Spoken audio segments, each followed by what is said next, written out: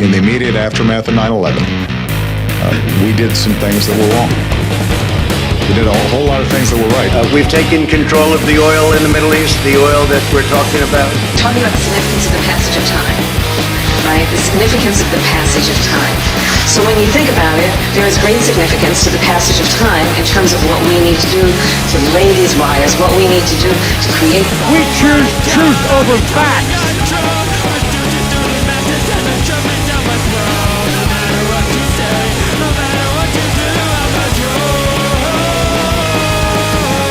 America is a nation that can be defined in a single word. The foothills of the Himalayas. Television. See what people are saying. We are fighting Satan himself. Journalists, ask them the question. Ask them. Ask them. Ask them. Agreed that everybody wants to stay inside. They should. Anyway, my time's up. America's dead. America. Good evening, everybody. Thank you for joining us tonight. How you doing tonight, Greg? Welcome, Indie News Network family, friends and family. Thank you all for coming here tonight. We appreciate all the audience here, and be sure to like and subscribe. We just hit 1,600 this past weekend. Of course. Oh, no way! I didn't even see that. That's awesome. Yeah. No. Moving up. Yeah, we're heading out there, and if you caught us last week, we did a huge 9/11 marathon stream. Almost 5 hours, and we didn't even cover all of it. That's not even. I feel like we didn't even get the iceberg. That was, but that was I know, that was probably like the most like unsuccessful. That was probably the most successful like long stream I've ever done in my entire. I've never gone like 5 hours. We covered a lot of stuff. I feel like that was like a lot. That was a lot. Like but I broke it down into chapters, and you can see like pretty much, every single event leading up into like kind of breaking it down to like where the money trail is and like kind of like who's responsible and like kind of like almost pretty much how they did it. And it's a good watch. I really showing receipts and showing receipts, tons of receipts. So yeah. I think, and so speaking of 9/11, it turns out they're now they're missing an F-35. It just so happens that today that we're getting, and I know like as far as I'm aware, like from what I was told, like they found it in like Charleston or something like that. I don't know. I'm not completely 100% aware, but we got reports this weekend that like an F-35 just on the pilot escaped, and now it's just, watch this, it's just gone. Asking for the public's help in trying to find what? An F-35 fighter jet that went missing on Sunday near Charleston, South Carolina. Military describes it as a mishap. So how exactly did this? A mishap. How many times, like, so exactly like the 2.3 trillion, right? Like, so, but how many times are we just going to let the Pentagon be like, oopsie? Well, okay. So like if you were a company, right? Like if I came to you for like a service, right? Like if you were a restaurant, right? And I came to you with my hard-earned money. This is our money. This is $100 million of our own money just fucking flying in the air with no. You want to get it? Maybe I mean, I have slightly different thoughts on it. I don't think the DoD is missing anything. So you go ahead, lay it out. I mean, like at first it was like, oh, missing pilot. He's been treated. Blah blah blah. Have we seen the pilot yet? Have we actually seen the pilot? Have we seen the hospital he was admitted to? Have we seen any of that stuff? Because like my take on it is that we saw something we weren't supposed to see of a autonomous jet flying around, and now they're backtracking and we're like, oh, we're just missing it. Meanwhile, they're conducting AI drills right now. That's where my so do you think so? Maybe it's the same sort of autopilot drone planes that they use to crash the Twin Towers. Oh my god. I mean, like, is that what they have auto? When we were in the, this is why I brought it up, is because like when we were talking about the 9/11 stream, the last time on the 9/11 stream, we were talking about the 9/11 drills that were happening that day. Right. You know that on the Corvette report, the 9/11 drills that were happening the same exact day. The same day, yeah. There was like half a dozen of them or something. Yeah. It reminds me. It's like they're doing the same thing. They're doing it again, and it just happened. It's the ghost of Kiev. Yeah, that's right. Really, what it is. That's really what it is. Military is not offering too many details. Only that a pilot was able to eject safely, then taken to a local hospital. The plane's location, however, is unknown, and Joint Base Charleston says anyone with information about that missing plane should reach out. CNN Pentagon correspondent. Does anyone know? Does anyone happen to know? There's a number of things that they're reaching out to you guys. This is your money, by the way. It's $100 million of your money just flying around. So what I'm curious about is how does a jet go missing for 2 days? Because jet fuel doesn't exactly last for freaking 24 hours. Okay. You know, the only jets that are capable of staying in the air for freaking over a day are freaking like UAVs and SR-71s, which are no longer. We have probably the most like comprehensive and best like TAS system in the entire world. Like after 9/11, you don't think that we don't have the skies on full radar? We have the entire Earth on fucking Google, or we have fucking satellites. You don't think we can find this? You don't think we can find this thing? You really don't like. Well, so and then it kind of goes back to what I was thinking. Like, is this some more? It's like with the freaking aliens last week. Okay, which I knew immediately was BS. Okay, like I think it's just some more blue beam crap. Like they're just nonsense and just create chaos. Until it ends up in like a fucking like I don't know. If anyone in the chat knows, I'm sure we're gonna get more news tomorrow, but like apparently my take is that an F-35 on a full tank of gas can probably stay in the air for what, maybe a couple hours. It's jet fuel. Yeah, it's crashed already. It's already crashed, right? So they would. So if it was running on autopilot, okay, ostensibly the GPS would still be active, right? So they'd be able to pinpoint it, no problem. That's what I'm saying. Like, what? So that's why for me. So I'm asking the question: when a pilot ejects a plane, does that mean the transponder turns off? Does that mean all the GPS? No, this is why I think it was AI. They have that shit on that shit off. Exactly. You don't think they had that shit on a grid? You don't think they tracked the exact coordinates of that shit? It's $100 million. $100 million. This is exactly what I'm saying. It's like that we're just happen to find these little mistakes. It's just little mistakes. Little mistakes, like straight up. What's his name? The How painter silly back is in the that? day. Happy story. little mistakes. Oren, I wonder what possible explanations they're looking into now. And a basic question I have is, wouldn't there be a tracker on something like this? It's a pretty valuable jet. It certainly is, and there should be a way to track these flights, a transponder, certainly when it's flying over the United States and not flying over enemy territory. And that's one of the questions. Was the transponder working? If not, why wasn't it working? Why? It was working. Maybe had it been switched off? What was the mission that it was on? All of this is either under investigation or a question we simply haven't gotten an answer to yet. This plane, an F-35B, was flying a training mission, or rather just flying a mission on Sunday afternoon, when something happened and the pilot ejected. As you point out, Jim, the pilot ejected safely. He was taken to a local hospital where he is stable. Okay, so is there any actual evidence of a pilot? Is there any actual evidence of a pilot? That's what I want to answer this one. I'm not caught up yet. Like that's why my freaking spidey sense is tingling that they were running AI drills and the AI, maybe it went rogue, maybe something happened, but like there's no reason why an $80 million jet just disappears. You know, and if there was some pilot, there's absolutely no reason. Absolutely no reason whatsoever. You know, whoever who makes these jets, government, or I don't know who makes these jets, but it's obvious to me that they're pulling a fast one on us right now. So the analogy I was trying to say before, like if you went to a company, like if you were a restaurant, and I came to you with my hard-earned money, $100 million for like the best like plate of like crab legs you could ever imagine, buttered and everything, right?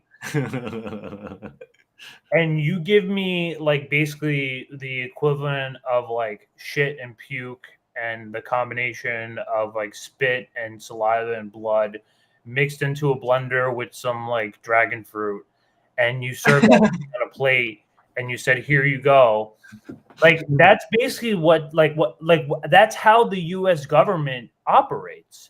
They just say, "Oops, sorry, no refunds, no." Yeah, I mean, like, there's no refunds, and that's kind of the nature of when you have a Department of Defense that's controlled by private industry. It's like they're not trying to make the best product; they're trying to make the best product for the cheapest price, so that because it's just a grift at the end of the day. So who the fuck knows what happened? Mm-hmm. They're looking northwest of Charleston, near a couple of lakes in that area, but they've called on the public to help them out. And in a second here, we'll get to a list of the agencies that are helping at this point and the organizations. But the key here is finding this and finding what went wrong that led to this. The Lockheed Martin F-35B is a $100 million fighter jet, according to Lockheed Martin. It is supersonic, can go about Mach 1.6, and it costs about $42,000 an hour to operate, according to the Government Accountability Office. Not exactly a piece of equipment that you lose quickly or easily, or frankly, should lose at all. Congresswoman Nancy Mace, who represents Charleston, tweeted what a lot of us were thinking when she said this: "We know the F-35 was stealth, but this is ridiculous." And then earlier she tweeted, "How in the hell do you lose an F-35? How is there not a tracking device? And we're asking the public to what? Find a jet and turn it in?" So kind of the questions that are running through everyone's mind at this point. Congress saying this.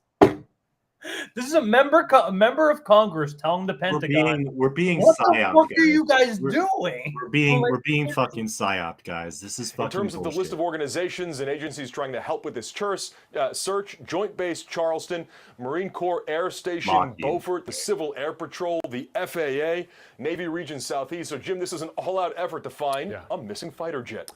Yeah, that's some serious stealth technology, unintended as it may be. Warren Lieberman of the Pentagon, thanks so much. They're not asking the right questions. Like, again, this is like CNN kind of doing their fake reporting shit. Like, why aren't they asking the questions about AI? Like, why aren't they asking the questions about the evidence of a freaking pilot? Like, that would be honest and thorough report. Like, so they're asking the like low hanging fruit to attract people and be like, oh my god, what's going on here? We should be freaking the hell out. A jet's missing. Jet's not missing, guys. I'm like 100% positive the jet's not missing. Like, I mean, it just seems to me that like for a jet that expensive and with technology that we can't even wrap our heads around, to just go missing just like sounds like a convenient excuse where either an AI drill screwed up or they're trying to kind of foment chaos or like everything's working exactly as intended and they're freaking blue beaming us. They're just trying to mess with our heads. So I don't know. Either way, there is not a chance in hell I trust these people. And like always, the biggest sucker is the American taxpayer. Took it out for a spin. Sorry. The biggest sucker in the universe, the American taxpayer. 100%. What were people saying? Like he looks like Pac-Man? Yeah, like the reverse Pac-Man, like because his the forehead. His like fucking hairline. Oh my god. Yeah, you see a lot of guys like that on TV. Unfortunate. You know why that is? It's because of all the chemicals in our water. No one's going to tell you that. Food. It's because of no one's ever going to tell you it's because of the chemicals in our water, the chemicals in our food. But we'll just keep living with it because we're Americans. Yeah, a guy with a full head of dark hair having like male pattern baldness before he's like freaking 40. Like that's completely normal. Yeah, like 25% of the population's on Propecia by 22. Like, dude, what? No, that's not. Maybe that might not be accurate, but I know it's a lot. I know that's a little hyperbolic, but Jesus Christ, it's probably not that far from the truth. Yeah. There's a lot of celebrities around it, like Pete Davidson. Well, Elon Musk got the hair plugs. He you see him from his days at PayPal and his days of X.com. Ironically, he looks like he was balding before the age of freaking 25, and now he has like a full head of hair. So it's ridiculous to me, but I'm pretty sure that jet is. They know exactly where that jet is, and they're just fucking with us. So it's either simulated or it's like I said, there has to be like a war game going on. That's what I'm like thinking, but well, yeah, and that's the whole other thing is like. Why like okay, this is okay, you touch upon something that I noticed because like I try and get outside and just go for a walk every day because I'm not the most athletic person and I'm not the person who's most in shape and stuff like that. So I try and like get outside and get some fresh air and get away from the glow screen at least like once a day for like an hour or 2 hours. And I swear to God, there's freaking jets and choppers flying across Denver every single day. Okay, and I'm like, what the hell is going on? Why am I hearing freaking Mach 1, Mach 2, Mach 3 jets fucking flying across the freaking skies in the middle of the day, like every day, every other day?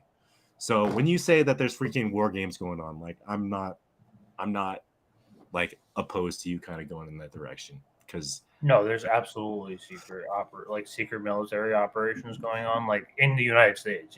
Yeah, within the continents in the US. They were doing it in the early 2000s. So why would they not do it now? Yeah, exactly. So I don't know if anybody else is in urban areas that are near military bases, but post in the comments if you actually have seen a bunch like an increase in jets or choppers or anything like that flying around your area, because I definitely have. Like maybe it's just an anecdote, but You know, I maybe mean, in the metropolitan area where I'm in, I'm just like kind of just assuming that you just tune it out after a while. There's a lot of noises that happen over here, so like I'm kind of just like, you know, like half the time I'm pretty sure like, is that like a gunshot? But like I'm just like, Jesus, no, maybe not. No, I mean that too, but that's something totally different. Yeah, I'm ready to get out of here. I'm ready to go to like head to Croatia.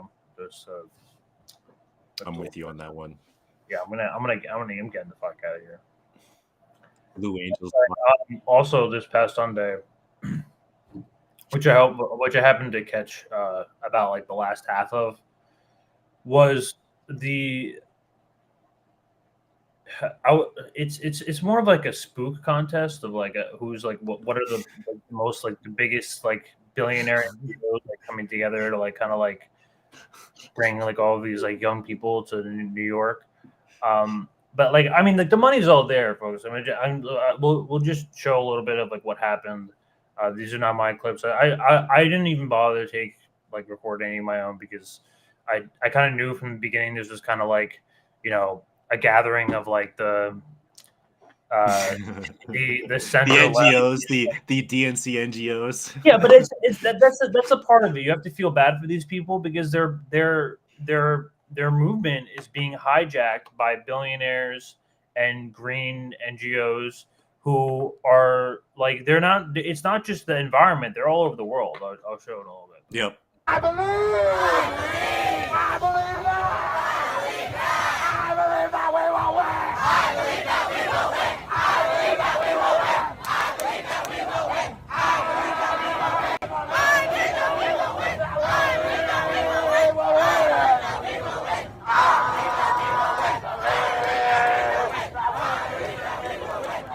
I believe that we will win. I believe.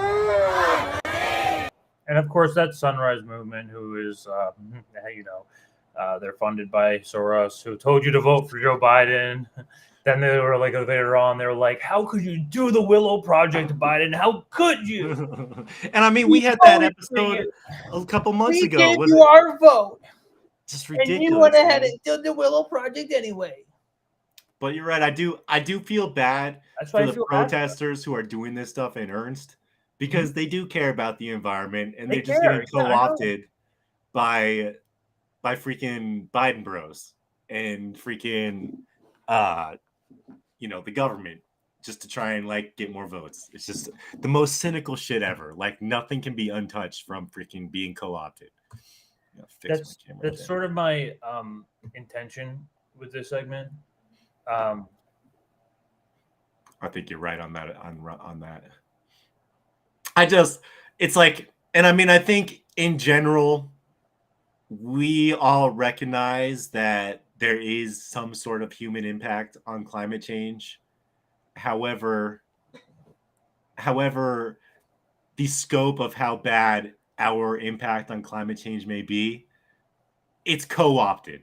It doesn't matter because I like the way that you put it. It's the way that we talk about the environment is not the way that they want you to be talking about it. Like the way that we like should be talking about the environment is not the way that they want you to be talking about it. Like they want and I'll show you, like they want like a conserved version of capitalism. Well, it's like the funny thing. It's like, how do you address create like, you know, lowering CO2, plant more trees. No. Let's make a CO2 like extractor thing that costs billions and billions of dollars instead, where like trees already do that shit. You know, they don't. That's the whole thing. So I'm right with you on that one. It's just, they want to make money off of it instead of doing the right thing. What you got pulling up for us? I'll show some receipts here. Got New York Communities for Change. This is just from. Sorry.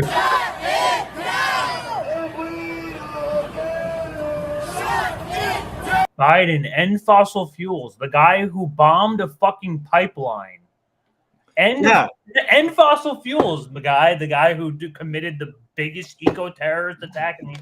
This is embarrassing, and this is theater. This is So here's my thing on this is like, how many of these people legit are crisis actors?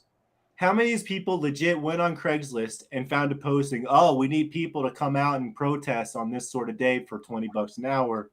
Reach out to this. Yeah, no, they pay you. They pay. No, I've seen that. Yeah. I've seen that too because I've done the fucking marketing gigs. Never something this as fucking depraved, but I've done like the shit where you pretend to be an audience member somewhere. Yeah, you know, like I've done that thing. Yeah, it's not. But like, ever since Sandy Hook, you're not supposed to talk about crisis actors. Maybe that's longer.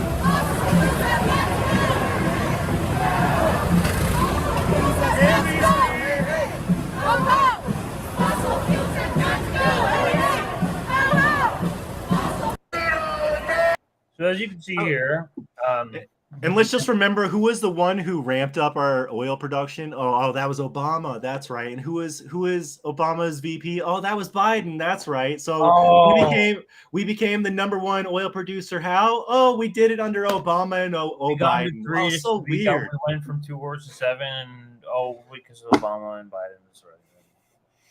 Like Obama even has that speech, if you want me to pull it up, where he's like, "Hey, you guys should be thanking me. Who's the #1 oil producer in the world? That's because of me, guys." That was Obama saying that shit. What are we looking at here? Well, this is the ProPublica Center for Public Democracy. It shows that there's heavy funding by all. So it's funded by all of these different NGOs, like the Center for Popular Democracy, 1630 Fund, Working Family Party. They're all like these fronts for like Soros like funded projects. And we even did that thing a couple months ago on Just Stop Oil. So it's not like we haven't talked about this sort of shit before, and it's just happening all over again. Yeah. And it's like, it's just so cynical. I saw a thing last night. Did you see that thing was it in New York or San Francisco where they even had the freaking the drones doing all the freaking light show? Oh man, I might have to get that out for you. We keep going with your segment. But I mean, so we know Climate Reality Project here. It's out in the blue. You just go right into these people's like funding pages and see exactly what they're funded by. Again, I really recommend Corey Morningstar, wrongkindofgreen.org. They're kind of like the really best aggregate for this kind of like so into the reason of this kind of stuff. This is Al Gore in 2014. This is like really where they're kind of like shelling out the truth. This is like really like saying the quiet part out loud. This is a magazine interview. It wasn't recorded, so obviously, there's once in a while people are going to slip. But this is them saying that we don't want to get rid of capitalism. We don't want to destroy. We don't want to have to get rid of the world's third largest producer of carbon in the entire world, which is the U.S. military. Right. We want to conserve it, and we want to transform it into something that's more palatable. Exactly. Not zero carbon, because when they talk about net zero, it's not actually net zero. It's zero. It's the amount of carbon credits that they purchase for it's these same companies that are running around doing the same exact thing. Here's Al Gore in Financial Times in 2014. We don't have a single penny in hydrocarbons. We're not excluding them. We just think that it's not properly priced, or more have to price to an external netality than other investors. He adds, this is not for you. This is not for your planet. This is not for the people's planet. This is for the investors' planet. Mm-hmm. Okay, so like this is what their plan is for you, because it's within the investors' best interest to keep that system going. So now is a crucial moment for investors, he continues. The next 5 to 10 years is the most critical time to accelerate the transition to a low-carbon economy. We think capitalism is in danger of falling apart. So it's also interesting here is he's kind of talking about the fourth industrial revolution here too. By kind of going into basically saying that the climate all this climate policy that really is in interest of the donor class, like, and the 1%, by creating all these technologies to kind of offset, carbon pollution, whatever, but it's all a grift anyway and doesn't really help us. For example, like a windmill is never going to be carbon neutral. So it's just an interesting thing that he is definitely saying the quiet part out loud there, because it's like, hey, if we really did want to fix it, it doesn't involve building more fucking infrastructure, like the kind of stuff that they're developing. Like a high-speed railroad system, like fucking China or Russia, like anything. Like we don't invest I know. infrastructure. We could tomorrow. I'm not saying like it could be done in a day. I'm just saying we could, if we really wanted to, build a high-speed railway system, get rid of cars, and then just go and make transportation easier for average everyday Americans. But that's not for you. This is for the investors. Let's get it straight. So 100%, 100% good analysis there. Yeah, even if you look into these people's demands, there's no specific no specific demands. Be nicer to each other. Yeah, I mean, there's really it's really all here. I like this quote. I'm putting this up here because fuck Thomas Edison. And shout out to Bronx Greens. Never created anything, but was happy to steal people's ideas. Yeah. I've been reading a little bit about like how Einstein sort of like that too, but that's Einstein and Newton, but like that's a whole different thing. Anyway, interesting. Bronx Green, shout out to them because they're out here, the only fucking ones in the entire. I went to this. I saw the crowd. It was a fairly large. It took up like 3 blocks from like 51st to 53rd, and it like half of it was like, "Hey Biden, can you do something? Hey Biden," like that was all the sign. Yeah, nothing talking about our military. Nothing talking about how Joe Biden is the biggest eco-terrorist within the entire in human history. Human history. Single largest eco attack in the history of human civilization. So like, I'm glad it's ironic that lady's wearing a mask, but we'll just ignore that. At least she's drawing attention to. She's my friend. She's a nice lady. Okay, I respect. I'm just messing around. I respect the choices. I respect this sign a lot. This sign is based as hell. This sign is based as hell because we need who's the bigger eco-terrorist than freaking the Biden administration and the Department of Defense. So and they're literally the only people you saw the entire time, like drawing attention at all to like things like Nord Stream. This is the only Nord Stream sign in the entire crowd. That's only amazing. One. I can tell you amazing. I can tell you this is the only Nord Stream 2 sign in the entire crowd. That's embarrassing. They deserve respect for that. This is the majority of what I saw. Like this. Hey Biden, and text Biden to end the climate. Yeah, text Biden. Like that's literally like a text. That'll do it. That'll really do it. Send him a text. See if he says something. Get on his mailer so he'll tell you to vote next summer. Yeah. That's ridiculous. So cynical. It's all just about Biden. Oh, Biden will do this for us. Biden will fix it. Like, just never mind that he's like the biggest eco-terrorist in human history. Unbelievable. It's just like my mind has a hard time freaking like squaring these things. Like, they have to be crisis actors. They have to be crisis actors, right? Like, I don't see how somebody with like, I mean, I guess maybe like, could I see somebody like my mom or dad who like watches like TV all day holding a sign like that in Ernst? Maybe, but like that looks like a paid protester to me. So I have a hard time. I'm just too cynical about this shit these days. So this was the one response. I decided to break it off of this one response because I was going to do this anyway, but like he volunteered to have this response, so I put this up.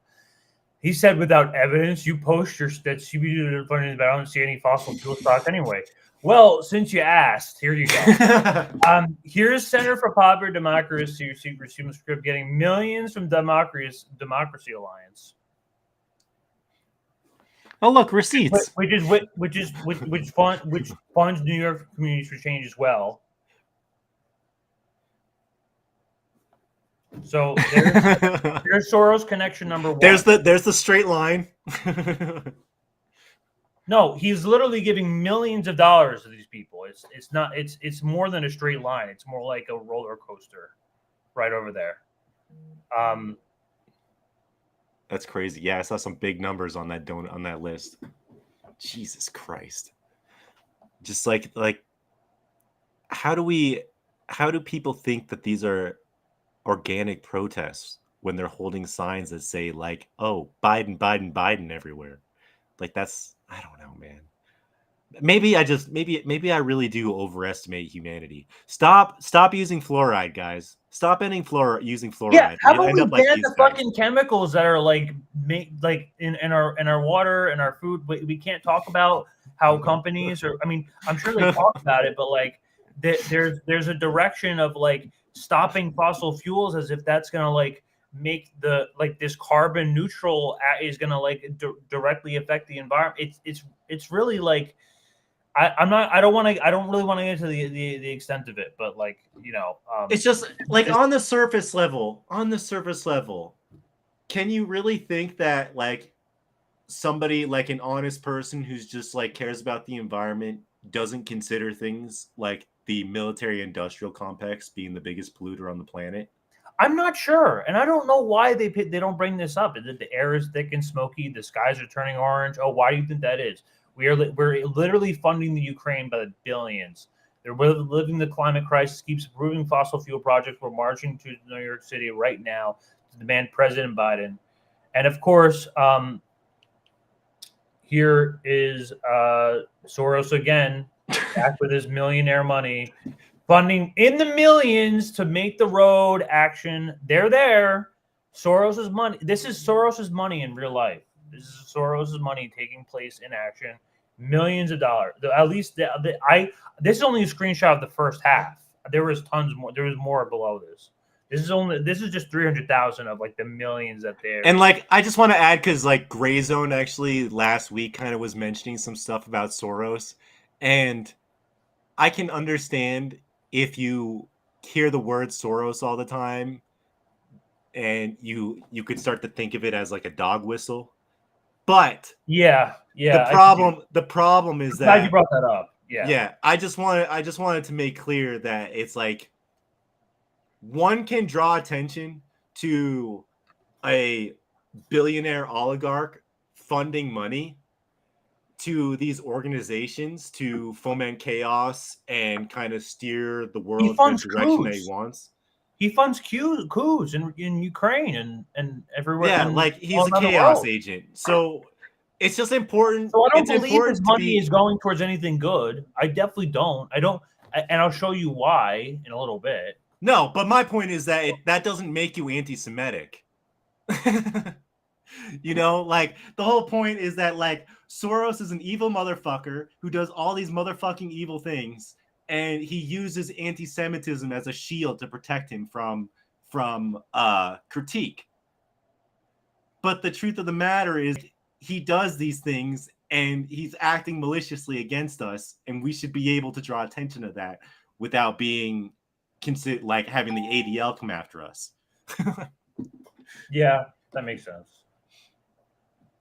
But fucking Soros.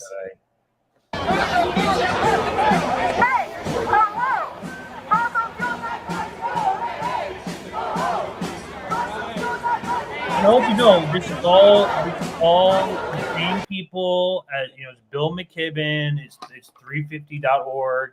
It's the same stock owners like Soros, Democracy Alliance, and 350.org. Vanessa Beeley actually that's the same NGO that funded the white helmets in Syria. Did you know that? It's the same exact people. Of course. Course. So so Vanessa Beeley is a lot on Corey Morningstar has a lot on that. Again, wrongkindofgreen.org. Get informed. Oh, I love this. My words like, exactly. This is an NGO. This is like literally like a capitalist hijacking like in real time. You have to see it. Like watch. This is what Soros money gives you. A paid climate activist like this. History to remember us. She's getting millions from Soros. How do we? She's a co-founder. She gets millions from Soros. Wish that our children, our grandchildren, perhaps our future selves, remember our actions today or our lack of action. How do we wish history to remember us? How do we wish that our children, our grandchildren, perhaps our future selves, remember our actions today or our lack of action? Just words with no meaning, words with no action attached to them, just freaking yammering. Like speaking kind of in vague terms to try and appeal to liberals without really having any direct action behind it. And you say she's one of the co-founders of this freaking Psy-Op? Yeah, she owns it, yeah.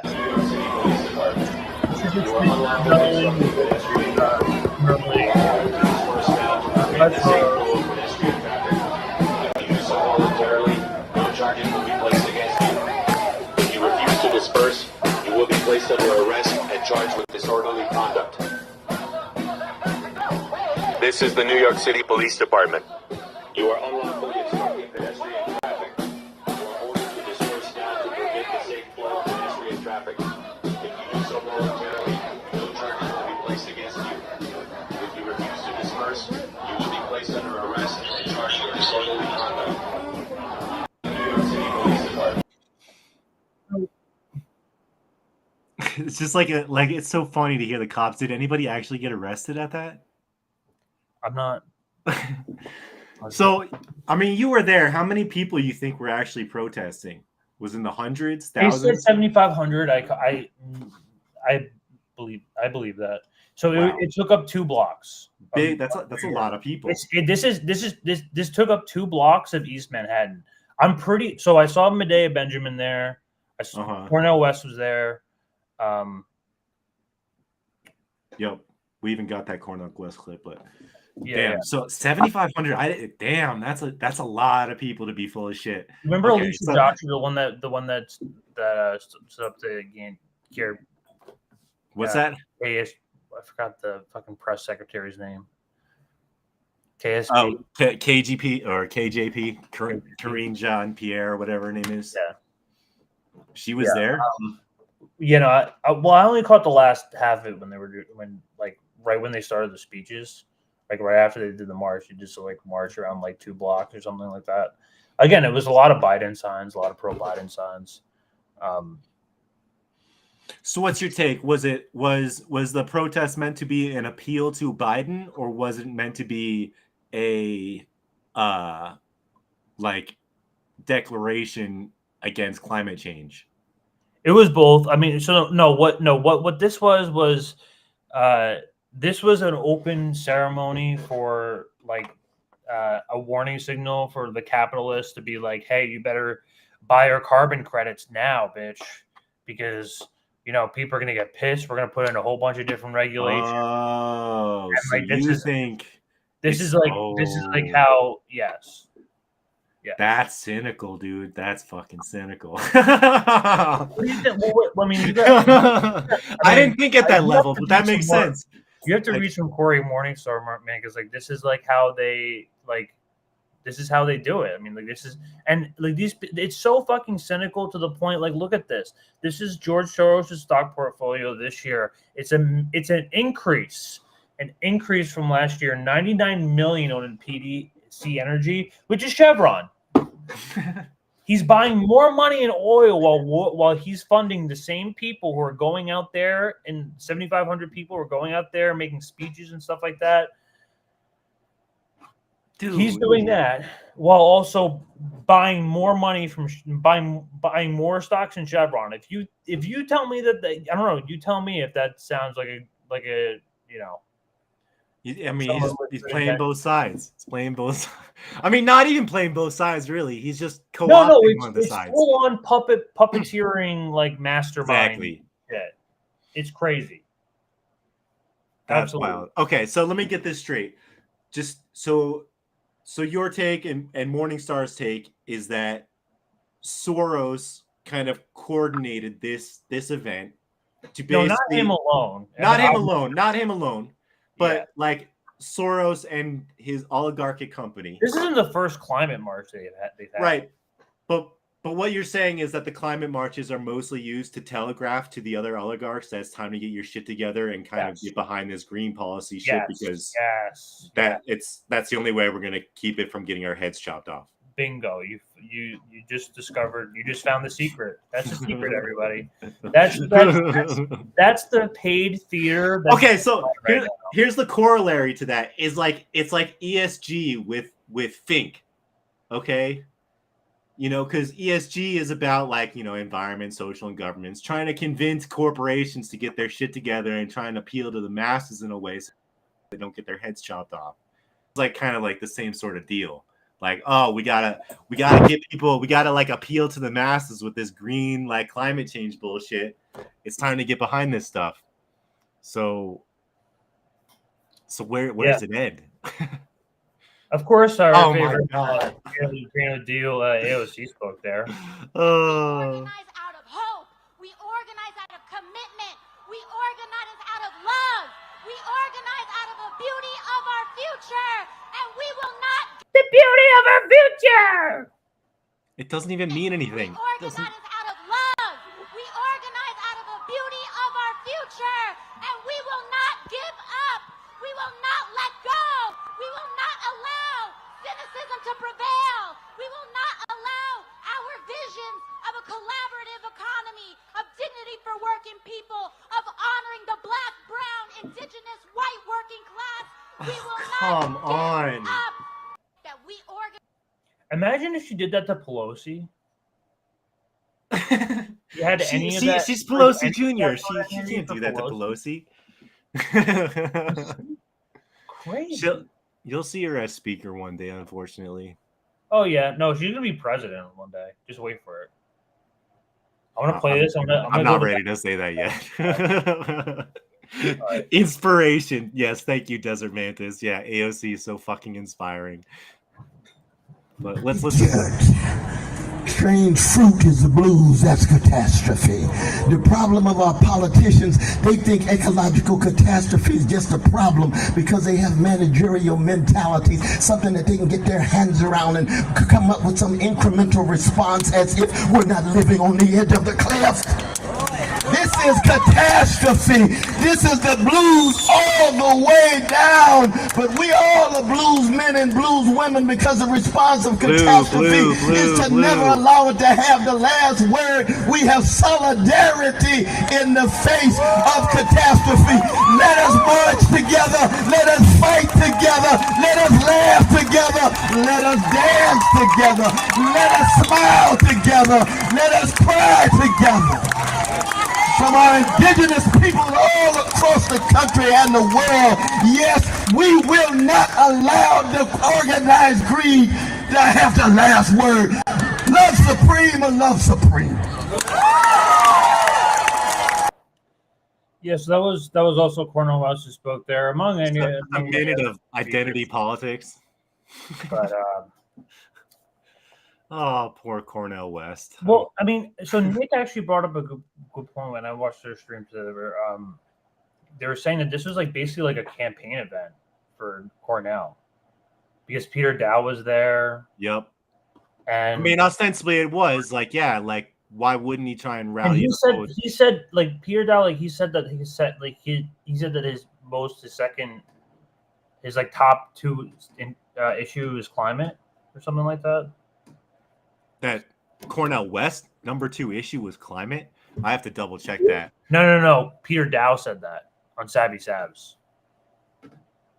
Oh damn. Okay, I guess I gotta watch that interview. That Yeah, it's a little bit of a But telling. again, and like I don't know how far you're trying to get into the Cornel West conversation, but like It's not really about Cornell. Cornell's fine by himself. Cornell- I mean, he's a little bit of a weak candidate, but like he's kind of talking out about both sides of his mouth because he knows better than to rely on capital to solve any sort of climate crisis. Yeah. And before I wrap this segment up, I just want to show the Nick Hotspot RBN clip that pretty much put a lot of this, especially with the Nord Stream protester sign that I showed before. But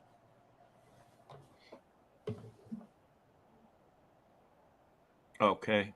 Oh, you got to turn it for Joe Biden to declare a climate emergency. It wasn't playing. Were you trying to play this RBN clip? Oh, the hotspot clip. It wasn't playing. Do you want to play it again? Here, let me turn it. It wasn't turned on. There you go.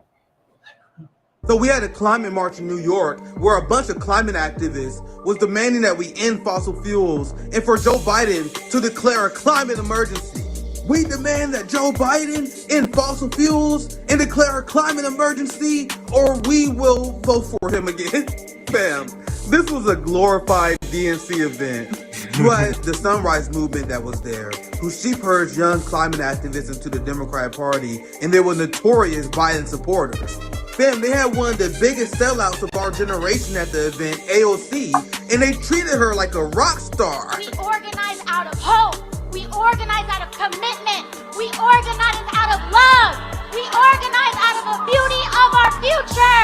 We organize around the Nord Stream pipeline bomber. Hey, AOC, I'm still waiting for you to answer this question. That's exactly it. This is the carbon footprint of the Ukraine proxy war. Exactly. Joe Biden is the biggest eco-terrorist in modern human history after blowing up the Nord Stream pipeline. Anyone who endorsed Joe Biden should not be allowed at this event. The fact that we have climate activists that continue to prop up the DNC, AOC, and refuse to call out the military-industrial complex shows that they truly don't believe in what they are saying and hurts the legitimacy of their movement. Props to Nick. That's a base as fuck clip right there. That's a really powerful clip right there. Yeah, shout out to the editors. Good job. That was Nico and Nick for doing. Was that a hotspot clip? Yeah, that's like their. Yeah, that's their TikTok stuff. But man, that was a really good job. I really recommend that. Like checking. And he's exactly right. It does kind of look like a DNC op right there after you look at it like that. But you know, he said the same stuff we were saying. Like, how can you have the Nord Stream bomber talking about you need to like have the Nord Stream bomber fix all this shit? Like, it's just the irony of it all. Yeah. So breaking off this, you know, we just showed the Cornel West clip at this, you know, very tailored DNC theater event that was happening in New York this past week. We actually have a little bit of a surprise for you tonight. We're bringing in from, you know, the lovely Collin Radix-Carter. You know him from the Indie News Network. He's a fellow member here. You know, welcome, Collin. Welcome, Collin. Hey, what's up, guys? Appreciate having you on tonight. You know, I wanted to. You sound a little sick. Are you all right?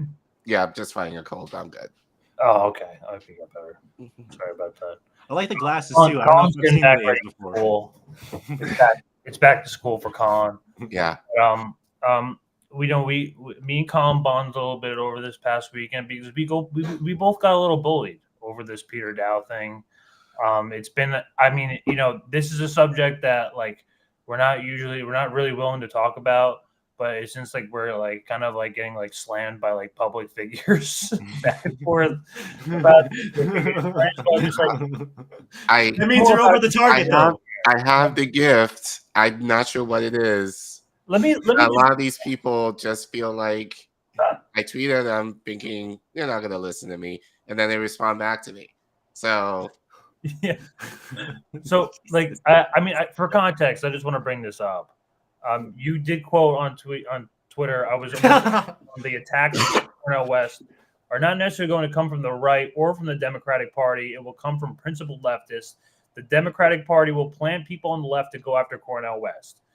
He says that's a clear misquote. That's the exact opposite of my point. I said I'm calling principled leftist ops, but we have to be careful about the DNC planting attackers on the left.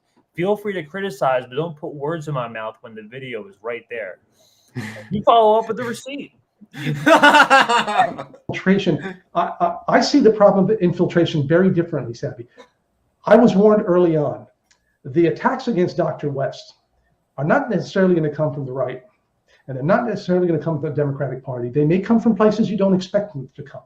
And so that concerns me too. One of the reasons I'm here for solidarity and unity is what we don't want to happen is attacks on Dr. West from principled leftists. I'm not saying anybody's an op or anybody's planted or all that. I take criticism to heart. I believe you mean what you say and you have fair criticism. But we have to be very careful because if the Democratic Party is going to infiltrate, what they're going to do is they're going to plant people on the left to go after Dr. West. And so that's the nefarious ways in which they work. So to me, it's not somebody's going to come to the campaign and convince Dr. West to become a different person. That's not how this stuff works. This stuff is shady. It's under the scenes. It's somebody who you think is your friend is now not your friend. It's somebody, you know, the mainstream media, a reporter who's neutral. You know, I had that experience today, suddenly pushing independence, maybe people with an open mind, pushing all these anti-West talking points to you and then pushing them in the mainstream media. You know, it's going to be like a systemic way in which they try to stop him from every different direction. So can I ask you all, what did I say that was wrong? Because there were two people that I mean, you redacted maybe like a sentence. Yeah, That's it. I That's mean, the I did. You put the ellipses in there. Yeah, You did. I did in terms of like trying to fit it in within the character mark, but essentially, he did say DNC infiltration, if it occurs, is going to come from people on the left. So From how is that principled not leftists. divisive? That's So basically, now you can argue he can mean people on the left, meaning Democrats. I don't think that's what he means. I don't think that's what he means either. Principled leftist op. Like he's how doing the pure. He's saying that, you know, people outside of establishment left. What it sounds like to me anyway is that he's saying that from people who are left outside of the establishment left, that we're just a bunch of people who are just purity testing everything, and that we should stop that shit. That's how it kind of feels like to me. This whole like principled left. It's like, oh, you mean the people who actually like will call out the DNC and call out Biden on his bullshit? Oh, that principled left? You think we're like we're not supposed to have like our voice isn't valid? I don't know. It feels like he's directly attacking people who are outside of the establishment. Right, and he claims, and he kind of made the case like, oh, I'm looking for solidarity, but on the other side of his mouth, the people that I think this is based, and I kind of saw this over the weekend with some other people online. They were just kind of like, "Shut up! Like we don't care about your concerns about Peter Daou. We need Cornel West to run green. Fuck your opinion. Fuck your critique. Like, follow Colin." That's basically what it felt like. And to me, it was just like, if you guys are falling for this for the third fucking time in terms of like I'm having Green Party people come after me. They're using like Democrat light tactics. Dude, you got the Midwestern Marx take. That's what I'm like. Yeah, that's what I just have right great. here. like right here, and it's a good thing Collin actually got this. In order to prove that Jimmy's correct, Jimmy needs to prove that Dow's an infiltrator. He's just assuming so. Also, don't to the point just using your platform over 1 million subs to attack a third-party candidate like this. Who's the better option? Who's the better option than Cornell, Jimmy? Huh? Who's the other? And I said this is what I said. This is a group of Marxists participating in probably the most cynical form of lesser evilism I've ever seen in my entire life. Literally, like Democrat light, like what? Oh yeah, like what else are you gonna vote for? Yeah. What's your plan? Remember that? Like when I heard this, like I got like the flashbacks. Yeah. Like, oh yeah. What's your plan? What's your plan? I'm like, and you know what? Again. You know what? And I will say this to Eddie, like, because I was talking about this with Indy this morning. Nico House, shout out to him, could be campaign manager. He was an advisor to Tulsi's campaign. So if anything, he's way I didn't know more that. qualified That's to crazy. do the job than Peter Daou is. But I know, and this is where I want to call out the hypocrisy of some people. Let's just imagine that if Nika House ended up being Cornel West's campaign manager, can you imagine the shit ton of hate that Nika will get on account of, you know, his past connected to Tulsi, that he was connected to Jack Roosevelt. A lot of these people who are kind of being like, oh, like Peter Daou is our best option right now, will go off on Nico if they got the chance. So they would flip it. They would flip it. You're right. So, and we can make the same argument that he's qualified. He's actually done the job. Probably in lots stronger ways. He didn't run freaking Hillary's campaign for one. Do you think Jill just made like a lazy mistake, or do you think like she's like this is like a deliberate like safe option? Is what you're saying? I think this is like PMC brain in terms of like we've seen this like in the professional world. Like you have to have the right degree. You have to be around the right. I see this all the time. Like, you have to have the right degree. You have to be around. You have to have worked in the right places in order for you to get the job. I think for Jill, like I think it was just out convenience, just given he's just been around the circles. You know, like I'm pretty sure you don't think that's the case. What? I'm pretty sure like Peter walked up to Jill or walked up to Cornell or like, you know, contacted them and said, let me manage your campaign. I'll do it. Probably. I mean, I'm pretty sure. Well, and that's funny too, because I think that's one of Cornell's kind of weaknesses in a way is that like, you know, he had Branna freaking court him for he basically recruited the campaign. Yeah. Branna was like, oh, let's fucking boost the MPP. Like, let me manage your campaign. And that went south super quick.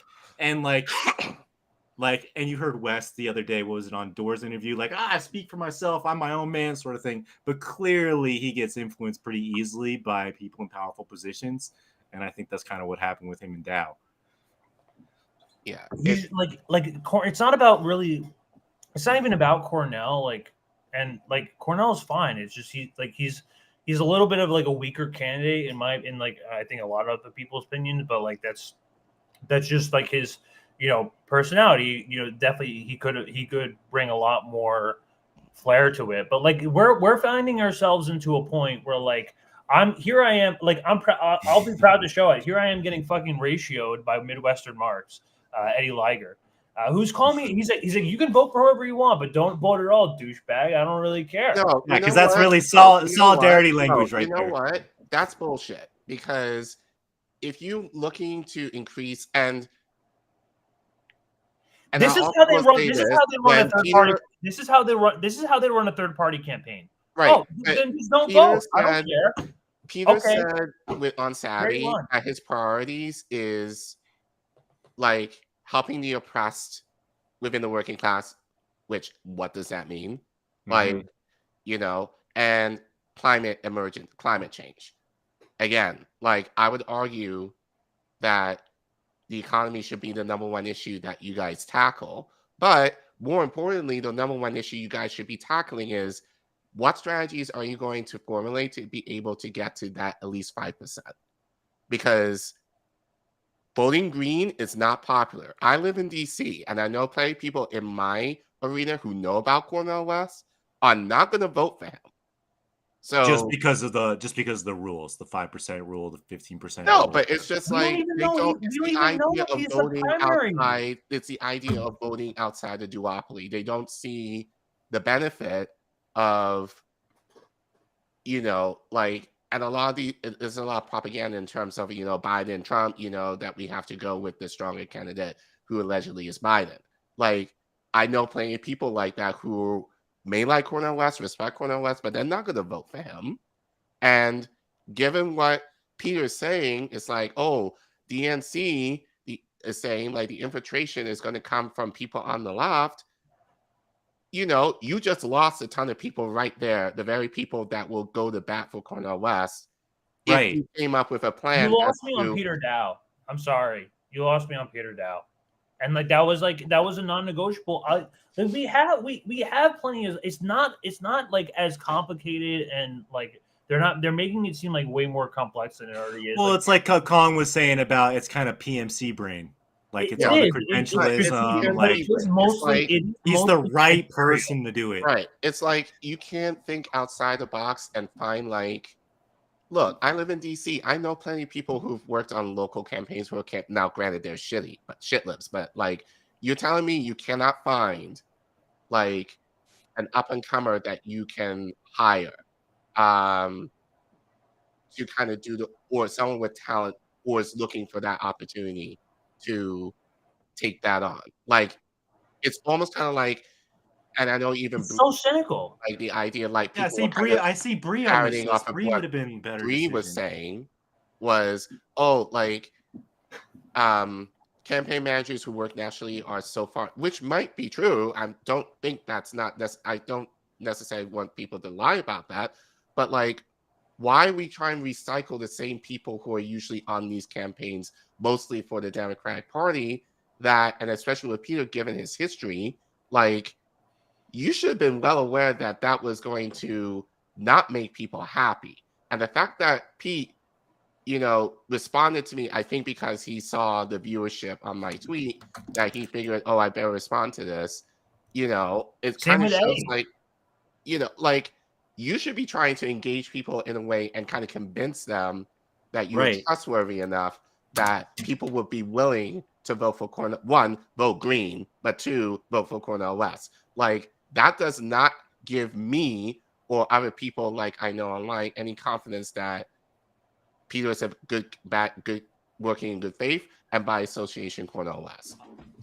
That's what I'm saying. That's a great point. The reason I wanted to like put this together, the reason I invited you, the reason I wanted to put this together, is like I just wanted to make it clear that it's like, yes, we're anti-electoralism, and yes, we're anti-duopoly, and yes, we do support independence, and independent candidates can be a good thing. We're not saying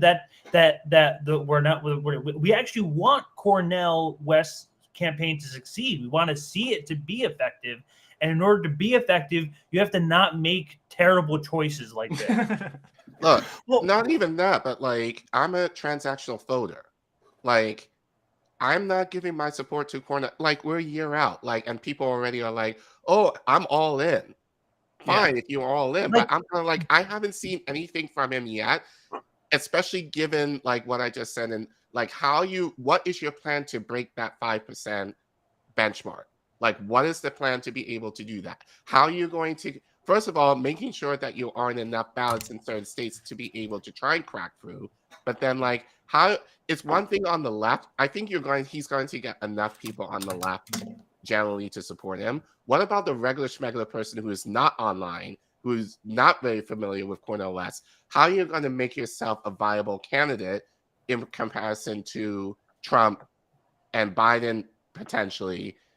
Like, what is going to make you stand out between those two that will make it worthwhile? People will vote for you. If you're not 100% that I'm not necessarily hearing yet. And so for me, it's like, I'm not confident yet to be able to give my support to Cornel West right now. No, totally reasonable. Their voter outreach is literally like, if you disagree with anything, then fuck you, just don't vote. That's their voter outreach, and that's not a campaign. That's not a campaign that you can run and be effective. And we would like to see a third-party campaign be effective, but it's just like we don't. After being sold out by Bernie twice, the last thing I want to see, is to have an entire left community demoralized again by another shitty election that doesn't mean anything and that we wasted our time on from the beginning. So I'm tired. I'm tired of fighting over this. If you want to call me a douchebag, fuck you, don't vote. I'm probably not going to vote. Fine, I won't vote then. You lost that, but this is how you're going to lose people. And don't expect to get 5%. So don't expect to win a campaign, and don't expect to have a lot of support. I'm sorry, but like this is like, and again, So like, I have a I don't question. want to fight with these people. I don't want to be, aggressive. I'm trying to have. We're trying to have hyper aware and hypercritical mind, because after fool me twice, if you're getting screwed twice, you have to be aware. And when you're in this space, you have to be hypercritical and hyper aware of what's going on, because we saw how Bernie got sold out. We saw how Tulsi got sold out. It's all, we see the game. We know the game. We just have to play around it if we really want to. If we really want to do it. But So I want to back up really quick to something that Collin said earlier that I think I just want to dive a little bit more into it. So you said, and I agree with you, that like just on principle, just on face value, Daou being West's campaign manager was going to make a lot of people unhappy. Mm-hmm. And with that being said, you could also argue that West knew that it was going to make a lot of people unhappy. So at what point are we supposed to just assume that they're just sheepdogs? Or at what point are they supposed to like come out and prove to themselves? I that, said like, this to Indy earlier, and Reef, the fact that there was all this chaos over the weekend, Jill did not address it at all. Dr. West did not address it at all. Right. It's kind of like, fuck y'all. Like, we're just going to do what we're going to do. Don't and vote. You're going to That's like it. it. Like, no explanation, no giving tangibles as to comforting people in terms of their concerns and offering tangible actions that they're going to do in the campaign to convince people, okay, I can feel a little better about this. There was none of that at all over the weekend. why wouldn't Daou give us some explanation about Clinton in contrast to West, and why being like a Clinton campaign manager is good for him as a West campaign manager? And also, I didn't know about that history of him with the IDF, and people pulled that shit out within like freaking hours of him announcing campaign. And that was amazing. The timeline lines up way too perfectly. Look, he's conscripted like military age, but yeah. Look, but you know what? Here's the thing at the end of the day. I know he denied it, but like after having this conversation with y'all, I'm not going to speak about this again because I know. Right now we're not either. We're on the same page here. If you want to know how I feel about it, refer to this once you put this out. But here's my view. Look, I'm a transactional voter. We're stuck with Daou regardless. So I'm just going to be watching like a fucking hawk and just being like, look, we're a year away. Cornel West, as of now, has to win my vote. And right now, again, it's a year out. You should be having these candidates sweat to the idea of being like, what do I need to do in order to convince you that I am worthwhile voting for me? Like, you really shouldn't be able to kind of let them know until the fucking last minute just before you go to the polls. Like, right, whether you're going to vote for them or not. I'm not going to just guarantee my vote willy-nilly a year out. Like, especially since right now I haven't heard much from Cornel in terms of what he's going to offer that's going to be counter to the duopoly. And I'm saying this, I respect Dr. West as a professor. Me too. I like that. I like Dr. And West. a leader within, the Black Civil Rights Movement. I've respected him for years. But that being said, he's not fallible. Like, he has his blind spots just like we all. And if he's not willing to speak on the issues, to be concerned about the issues people have, that will convince people that, that he is worth a shot. And again, this is the idea of like, you're talking about movement. And I'm already seeing that people are like, Cornel West is our last hope. Like, he's the one. No, like, no. That's basically the language that you're using with Bernie. Like, Cornel West is not the right person to start any movement. We've seen what has been happening in Africa. Like, and I've been reporting this on INN News quite extensively over the last few weeks. That's not happening due to, the leadership that is there. If anything, the people kick the leadership out. So any movement has to happen from us. And and this is what I'm going to say to people. If you're going to rely on Cornel West, fine. but I hope that you're doing the work on the ground to be able to kind of get that movement going in spite of. Because if he doesn't win by miracle, or at best, if he doesn't get that 5%, what are you going to do? And meanwhile, people are still going to be struggling or whatever else. Like, people need help now. And I said this online, you know, I think that's a fault of independent media in a sense, because people are frustrated and people are frustrated and like they don't know what they can do in terms of helping the situation, in terms of leading movements or whatever else, that they are going to vent on Twitter. And I feel like that's a fault in some ways of independent media not giving these options to people as to what they can do. Like, all is basically talked about in independent media is drama and the personalities and the beats and all the clicks and all the like nothing else. We need to be encouraging people. We need to be educating people of what you can do locally on the ground in your state to be able to kind of make that movement happen. Movements take time to develop. And the fact that people are like, this can happen well within a year is really disingenuous and very unrealistic. We need to think about what we need to be doing long term. For our children. Right. That does not include Cornell West. Right.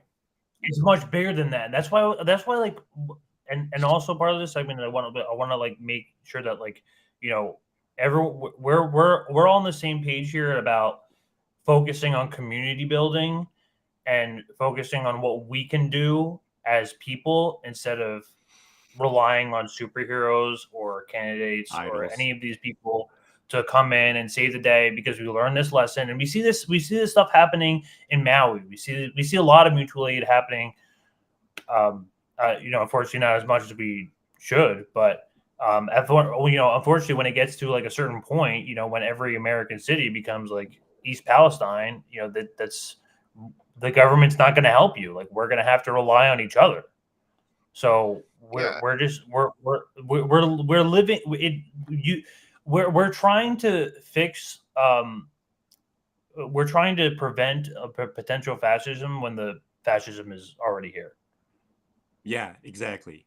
And to Collin's point earlier is that we're just trying to figure out how to educate everybody, and I feel like that drives a lot of conflict because, you know, we all just, most of our lives have just been like taking in whatever's on the TV or whatever's in, you know, we got taught in schools and stuff like that, and so we have like a pretty bad analysis. And I know you're a teacher, and I bet you're red pilling your students at a younger age a little bit better than probably my teachers were.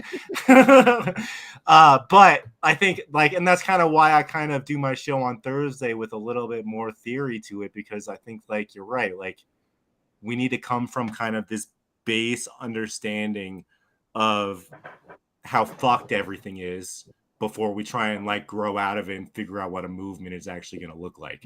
And like you said, the movement has to start with us. It doesn't start with an idol. Right. You know, it doesn't start with Cornell West. And it doesn't start with an AOC. According to like some data that I looked at, take between 5 to 10 years to fully develop.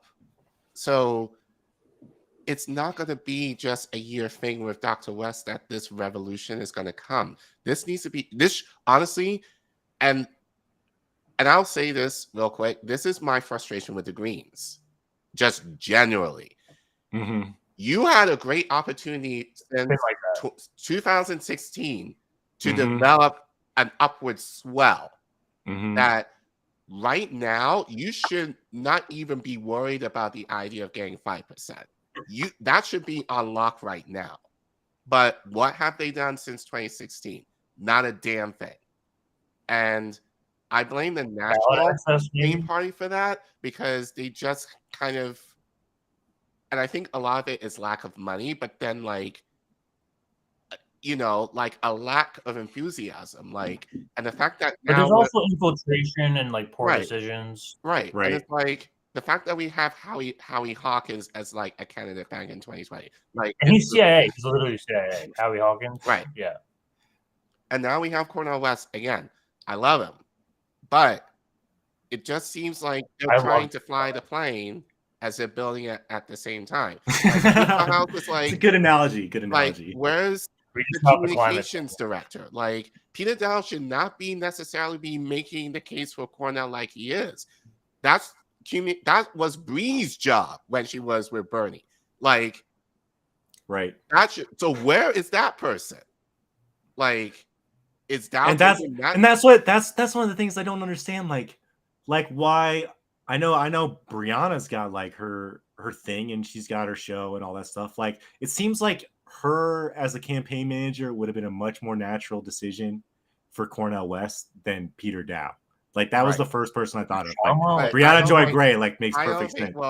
Peter Daou was just too convenient. I don't think she would want to do it, honestly, because because she has her successful show. Like, why would she invest all that time and energy into a losing campaign? No way. You know, like, I understand why she wouldn't want to do it, but I can make the argument that she'd be a better campaign manager. Chris Hedges like worked alongside Ralph Nader the entire time. And that was another thing that was weird to me is I remember when he definitely knows campaign, but that's beside the point. Do you remember when? I don't want to drive off. Yeah, we kind of get a lost subject, but I thought originally Chris Hedges was going to be Cornell West's campaign manager because they had that meeting with Brianna Joy Gray that one time. I was like, oh, great, like, Chris Hedges being Cornell West, it's like I have issues with everybody, but that would have been a step up from Daou, you know? Like, like 100 times, yeah, hell yeah. So I don't know, man. It's just it's an unfortunate situation that they won't even give us an excuse or try and explain themselves for that decision. It's just like, oh, vote for Cornell West no matter what, right? You know? Yeah. So and like I said, people are going to do what they're going to do regardless. I know what I'm going to do. And as I said online, I'm just going to work with my students and work on my local stuff and then just call it a day. Like, and I'll just watch what's happening on the outside. And I might very well vote for Cornell West if he proves himself. Like, that's still an option. But again, it's a year out. Yeah. I don't have to make that decision. You don't have to pledge your vote until the first week and day before, like, whatever. It doesn't matter. So I just will be curious to see what tangible steps they're going to do in terms of gaining the votes of people that are not inundated in this space. That would be the interesting thing to me, because according to Peter, not to say that's not a focus, but he didn't make that a priority in Savvy's interview. You know, like, that would be my first concern, is how are you going to break that 5%? And how are you going to reach out to people who may never have voted green before? Like, how are you going to convince those regular schmegular people to convince them, like, don't vote within the duopoly, vote for Cornell West, and we will at least guarantee that this could be, you're making that investment in terms of having a better future for yourself and the generations that are coming after you.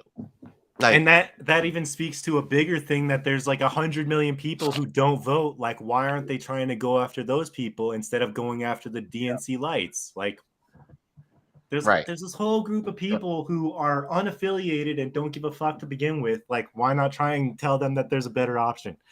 It's just like, it just feels like they're just trying to go after vote blue types.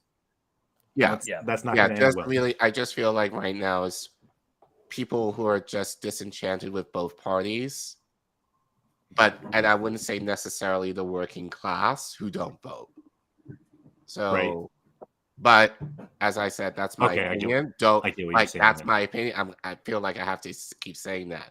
That's my opinion, and I'm open to kind of seeing where this goes. So I hope this kind of clarifies, like, my tweet. Like, we're not like attacking Dr. West. I don't want to like make nobody's attacking you. Listen, it's okay to recognize the academic. We're not the Dr. West hate channel, okay? That's not. It's like what we were saying earlier with Soros. You know, you can separate the academic West, who's like very intelligent and has a lot of knowledge to impart and wisdom to impart on us, and separate that person, the academic, from the presidential candidate Cornell West, who doesn't really know what the fuck he's doing, who isn't like as effective. Yeah. But as I said, I'm just gonna watch and see and continue to tweet. And if you guys don't like, not you guys, but like if people online don't like it, fuck you. No, because look, I'm free to speak my mind. And if you don't like it, tough. If you like it, great. You know, I'm not here online to please. I just tweet as I feel or what I observe or what I think about. And as of right now, as I said, I'm a transactional voter. Like, I'm waiting to see what Cornel West is going to offer me in terms of an investment for the future that will make it worthwhile to me to be like, all right, Yeah, like it's his job to sell I will himself. gladly support you, but I'm not going to do that over the shit I've been doing way before I got into independent media and probably what I will continue to do afterward. Like, the stuff that I've been doing on the day-to-day does not take precedence over Cornel West's national campaign for president. So take that as you will. Not talking about this again. No, we appreciate you. We appreciate you. Don't worry. Like, we came up with this whole show. We were coming up with this show. We had a bunch of stuff. This is a little. And we were able to cross stuff off the list, and we didn't. We were like, oh, we don't have to cover this electoral shit today. We don't have to cover this electoral shit today. So like, we thank you for coming on and giving your 2 cents about Daou today, because I think it's good to kind of clarify that stuff. And at the end of the day, like, we should be comfortable critiquing the process as people who are outside of the deep. Don't let people shame you into voting for whoever, like, or people being like, oh, then don't vote. Like, don't let people do that. And if people like say that, call the fuck out, because, you know, that's not building solidarity among the people. I'm like, right now, like, the Green Party should be wooing every single vote as possible. So that means you need to meet those concerns of people. You need to assure them that, you know, like, what happened in the past is not going to happen again.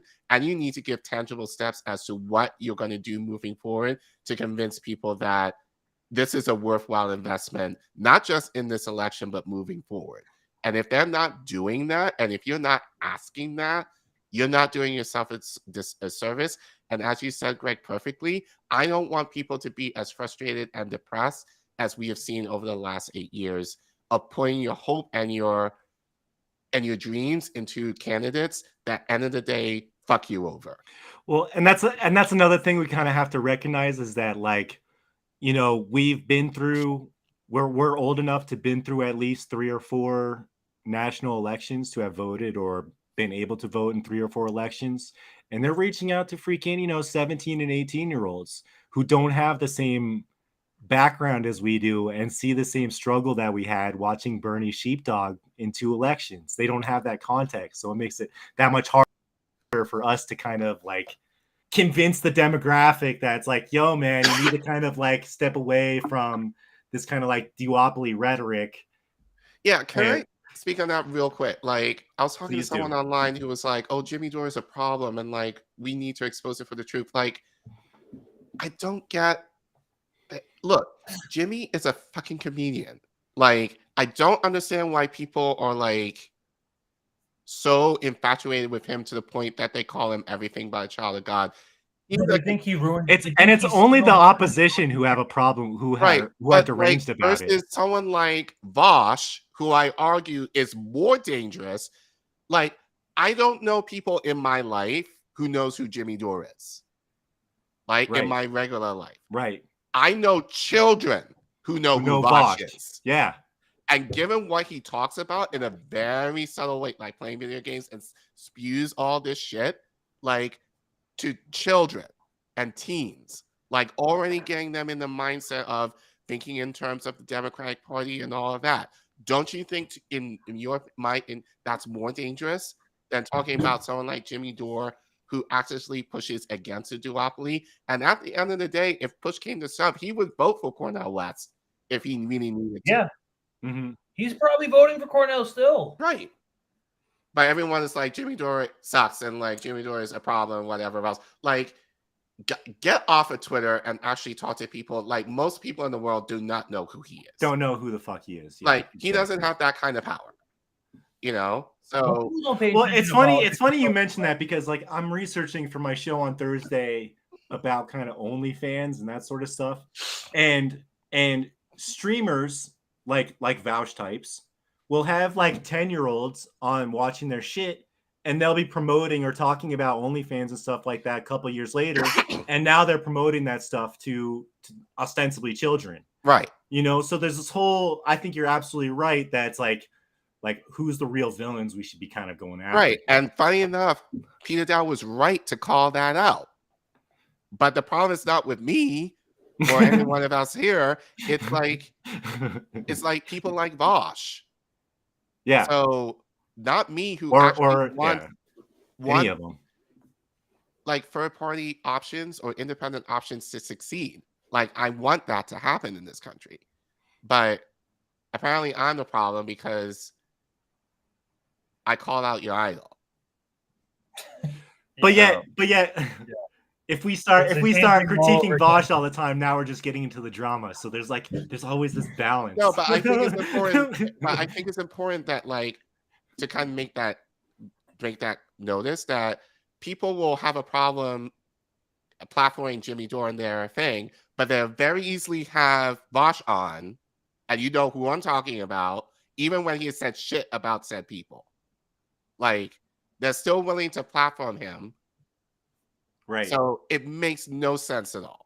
Him, Destiny, freaking Vigilant, and freaking Majority Report. And I don't know. Like, I saw that thing that they're actually, Destiny and Vosh, etc. They're having like a conference, I think, in like New York or something in the next Baltimore. Yeah. And it's like, Exactly. It's like these people who are just targeting kids at a really young age and shepherding them into a fascist party at a very young age, and that's way more dangerous than getting wrapped up in fucking Jimmy Dore bullshit. So I'm with you on that, Collin. Right. So yeah, well, so I think I don't want to keep you. Well, you probably don't want to stay.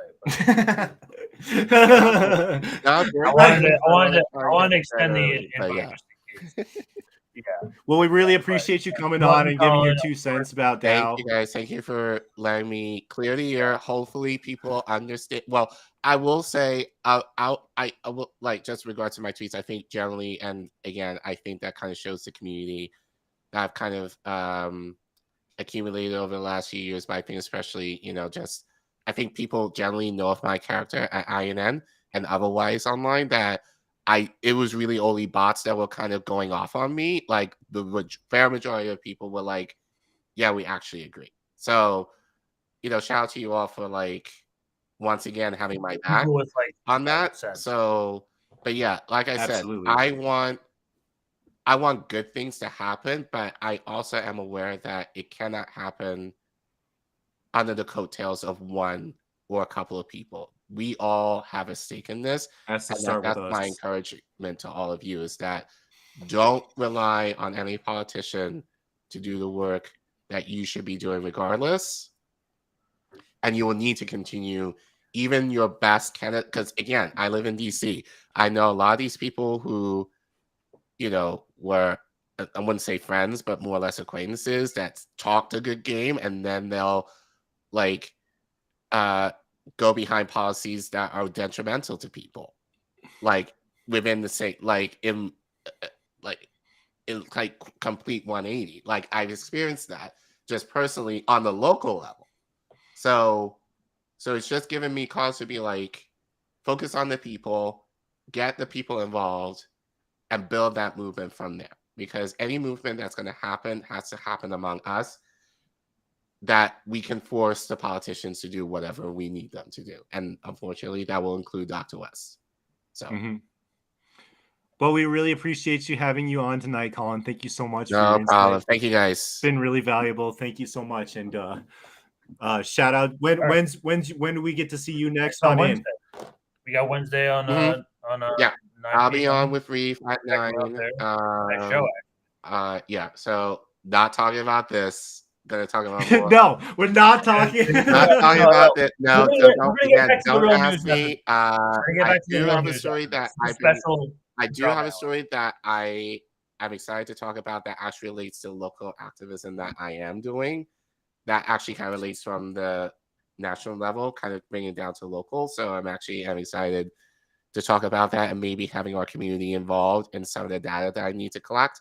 So yeah, definitely watch it and look out for me for the next few weeks as I start doing my advocacy work in terms of, essentially trying to get a child tax credit for residents in DC. That's a big thing that I'm working on right now. So keep us posted on that. I That's definitely awesome. will. All right. That's Take care, nice. Thank you. Have a good night. All Thank right, you so much, Collin. Have a happy Monday. Well, now we're back to the real news. Not that it wasn't valuable to have Collin on. I think it was good to have him on to clear the air on kind of how we feel about this stuff, and that we're not just guys poking at every little thing that drives us crazy. That it's important. Yeah, I'm not here to like shit on everything. I just want to like, I want things to be effective.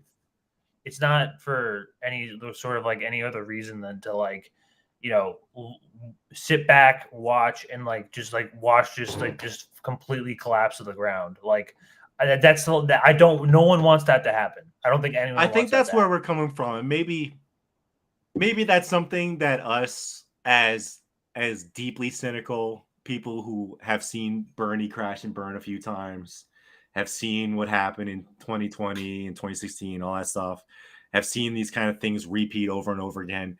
We kind of get into our heads maybe a little, maybe we need to think about better ways of how to communicate our frustration in a way that people who have not experienced that frustration, either because they're younger or because they just haven't been like awakened, for lack of a better term, to kind of the reality of the duopoly and so on and so forth.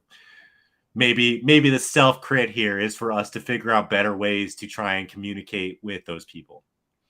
Yeah, it's not to be like deeply cynical about everything. I mean, everything does suck. Everything is cynical at the end of the day. Everything does. There's a lot of shit that's bad, to be fair, but like it's for a good reason.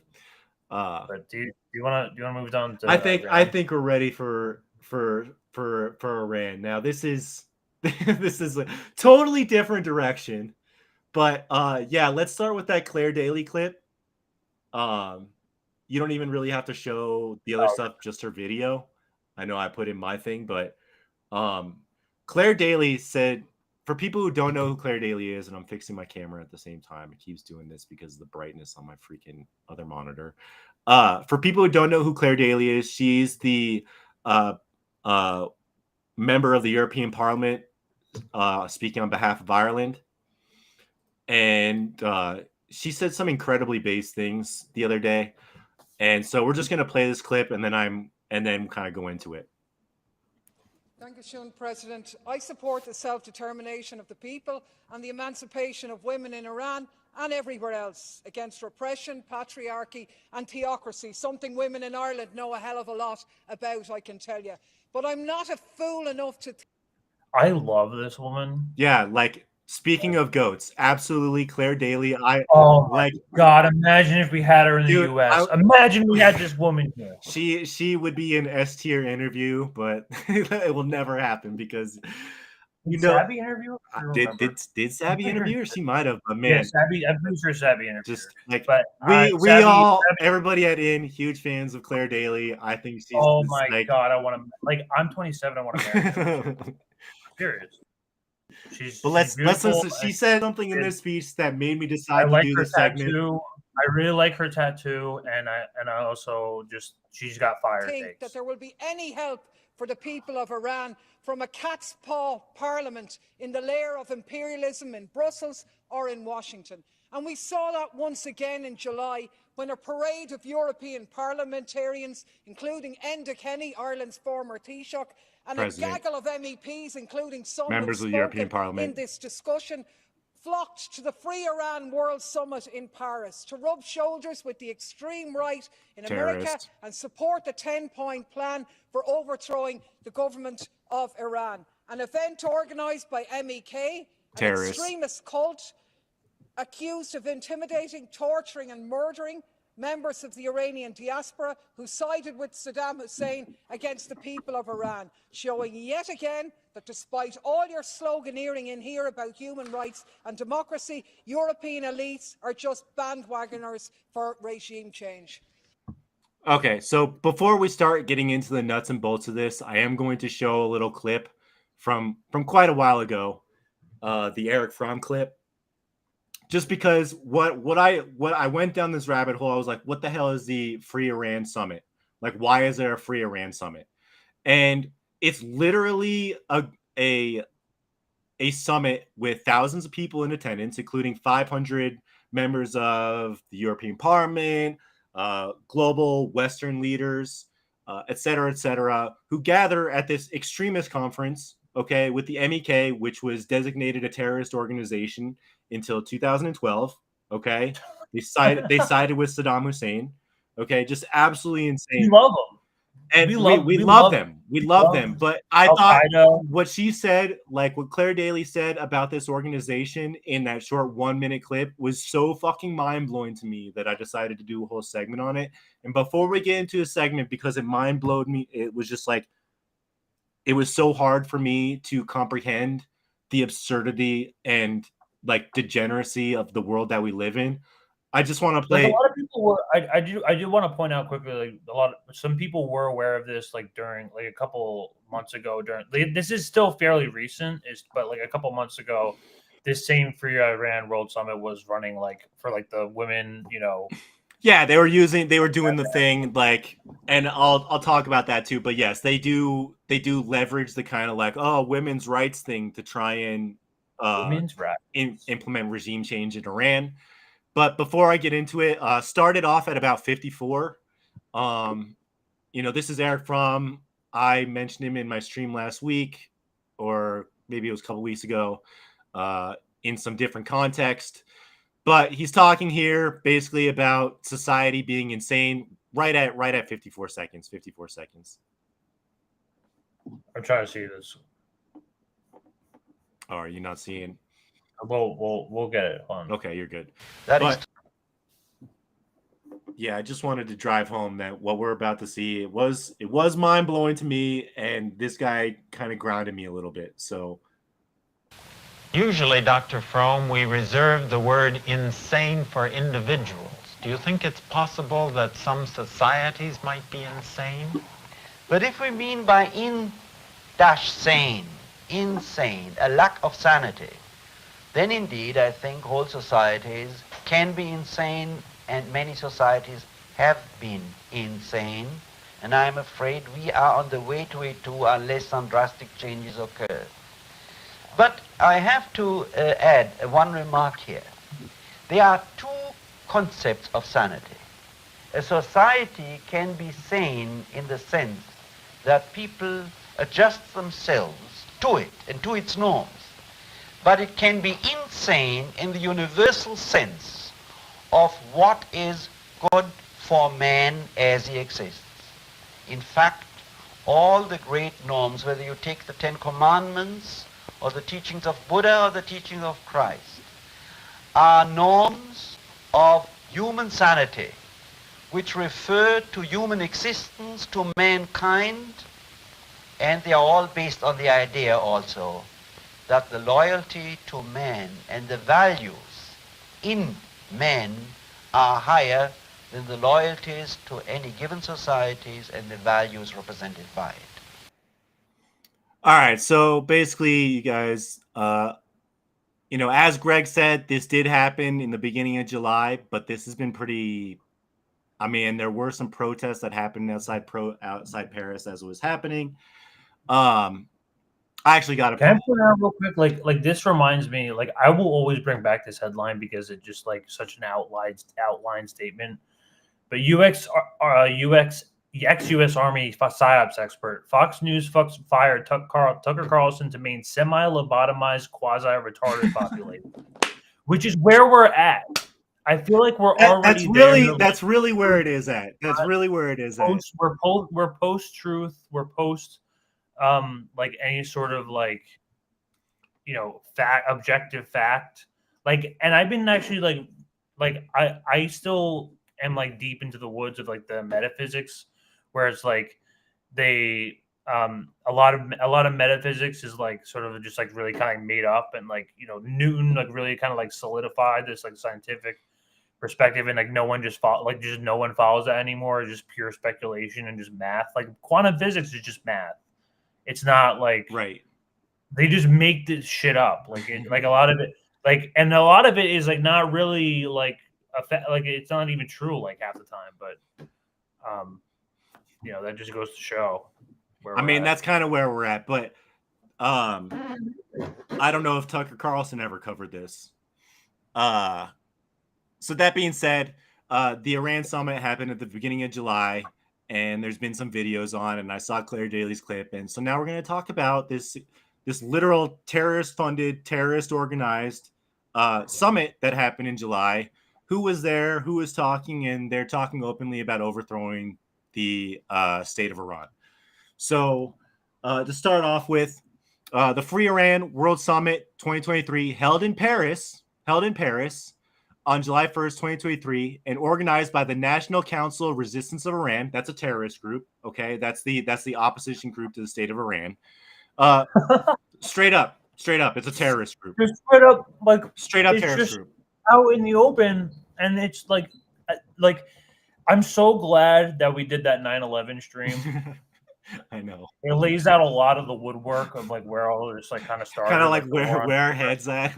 Like, but yeah, so straight up, I'm not using hyperbole, okay? The NCRI, okay, and I'll get into it, but it's a terrorist organization. The reason why it's not a terrorist organization is because the US is using them to eventually to overthrow Iran. That's kind of the goal here.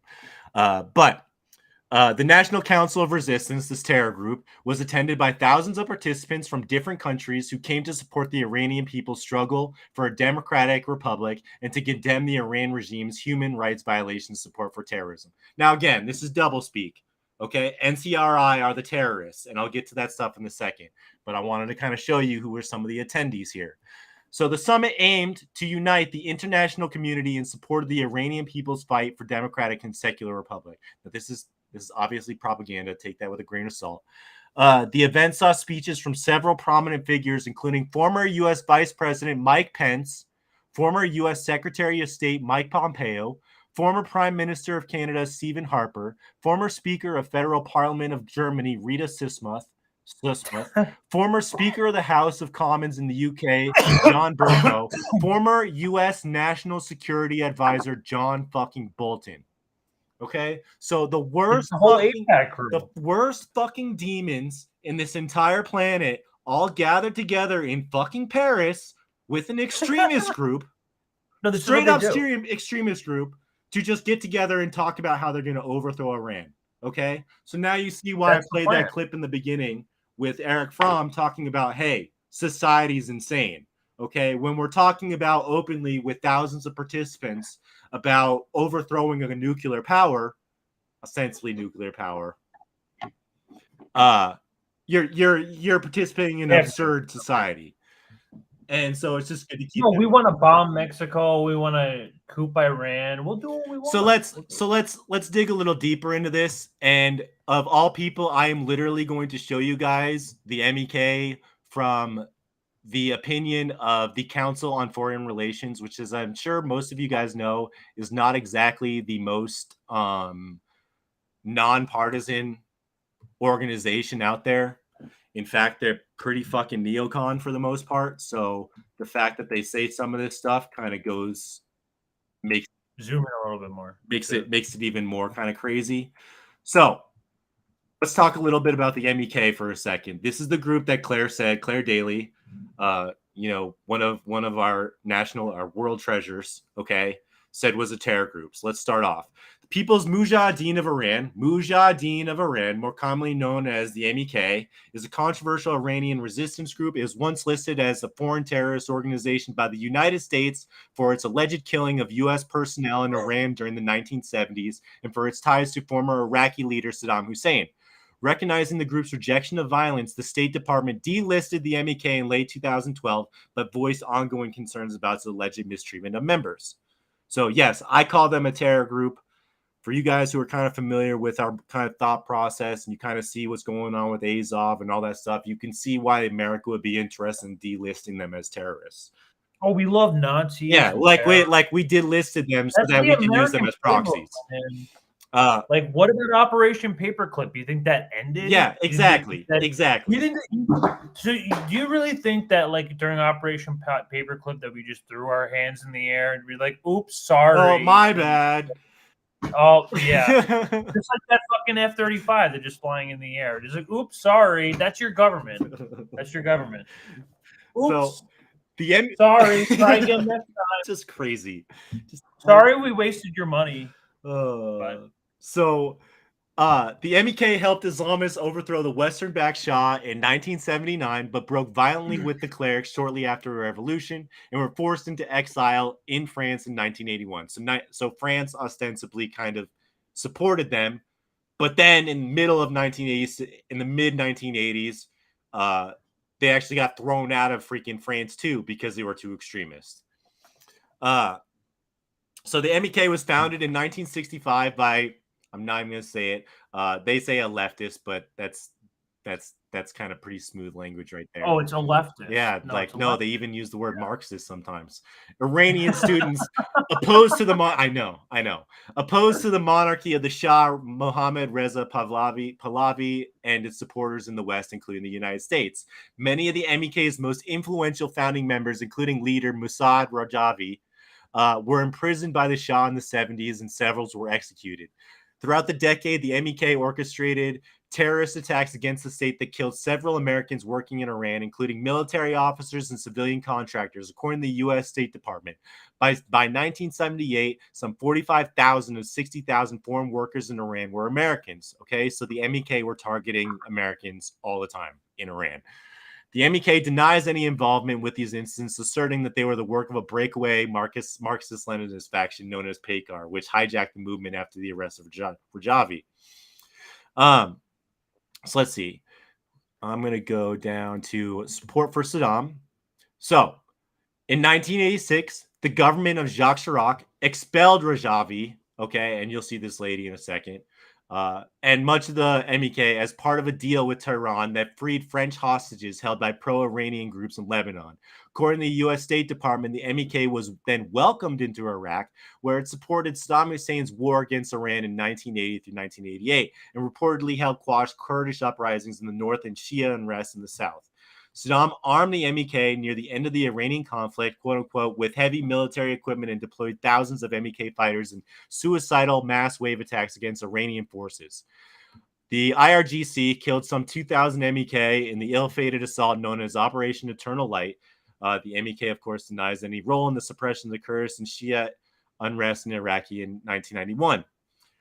Sound like good people. Yeah, sound like wonderful people. The MEK's campaign against the Islamic Republic, including multiple targeted attacks on high-ranking officials, and I'll read more about that stuff in a second here, continued throughout the 1990s and early 2000s. The group demonstrated its global reach in April 1992 with coordinated raids on diplomatic missions in 10 countries, including the Iran mission to the United Nations in New York.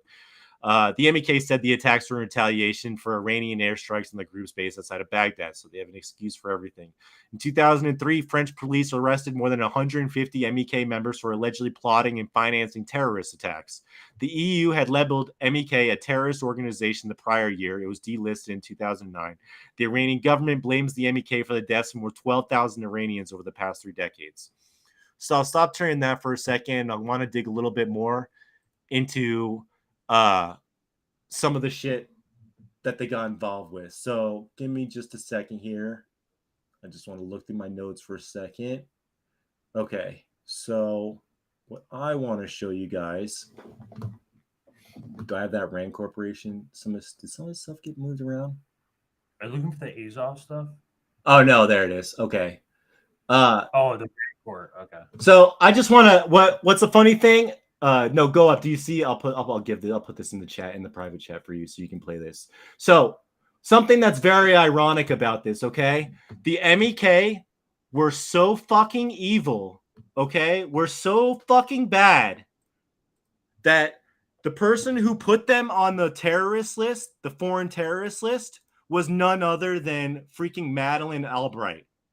Okay? Go play the clip really quick that I put in the private chat. Oh, the classic. The classic. What Madeleine Albright put these motherfuckers on the terrorist list, okay? It was her who did it in 97. So let's play. My grandfather was he was partisan Yugoslav, like he was like fought in World War II, like fought Nazi World War II. Like this woman destroyed my grandfather's country. Yeah. Demolished. Yeah, and even she, the MEK was a terrorist organization. Yeah. So just a gentle reminder to everybody. Children have died. I mean, that's more children than died when Oh, the volume's shitty on this one second. Oh, sorry. I tried to find one that was just in Hiroshima. We have heard that 500,000 children have died. I mean, that's more children than died in Hiroshima. And you know, is the price worth it? I think this is a very hard choice, but we think the price is worth it. Good. Okay, so just a reminder that we have our wonderful lady who thought 500,000 Iraqi children were dying in the name of Iraq War I was worth it. Put the MEK on a terrorist list. What we want you to take away from that video is that she has a beautiful heart and soul. She should rest in peace, and you know, she's probably not. She's definitely burning in hell. Oh, man, yeah. I mean, you put a smile what on circle my of face hell? Remind me of that. Which circle of hell do you think she's in? Dude, she's gonna be stuck in the first circle of hell for fucking. How many centuries. are there already?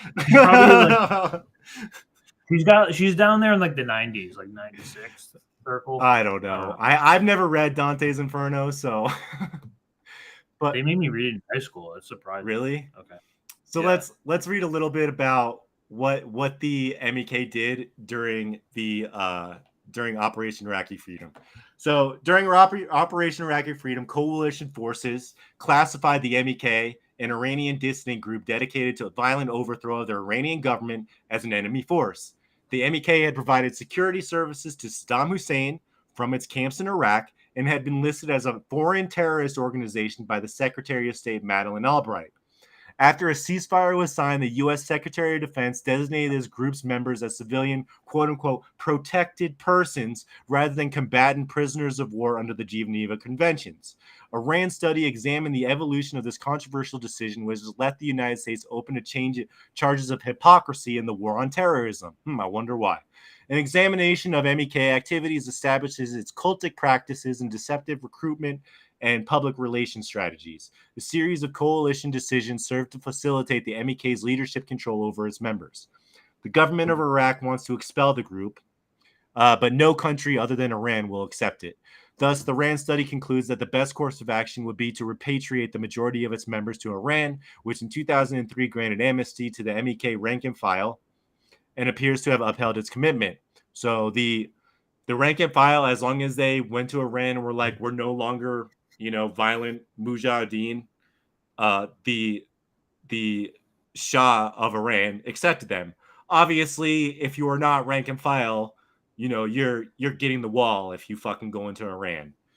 A lot of this is very complicated Middle Eastern history. I mean, it is, but at the same time, I'm just blown away. But so I don't like them. I don't like them now, but so Chapo Trap House has a podcast series called Blowback, which really describes how we got how we kind of really destroyed Iraq and kind of went into the Middle East and raped the entire oil ecosphere and killed all the people there, right? Innocent children, women.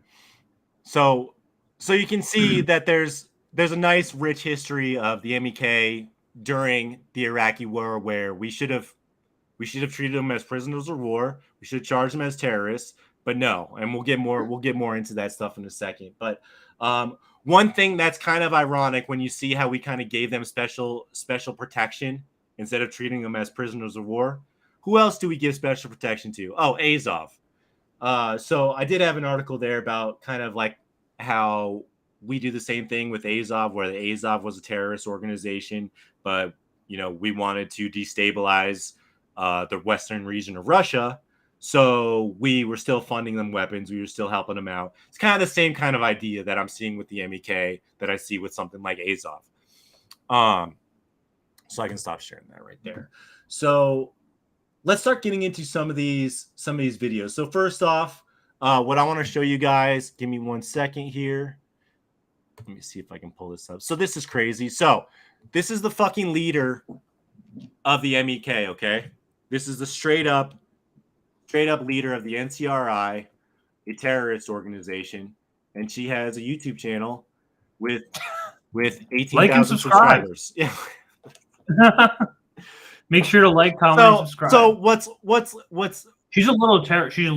What's funny and what's not you know funny what? about They it. banned Donald Trump on Twitter, but they leave a literal terrorist. Yeah, and let's and she's But so you can't say COVID words. You can't say I know. bad things about COVID. But you she's can have a so terrorist open. She's so open about her terrorist activity that she puts it in her fucking YouTube bio. Okay. So after reading that kind of some of that stuff, and I got more to go over with.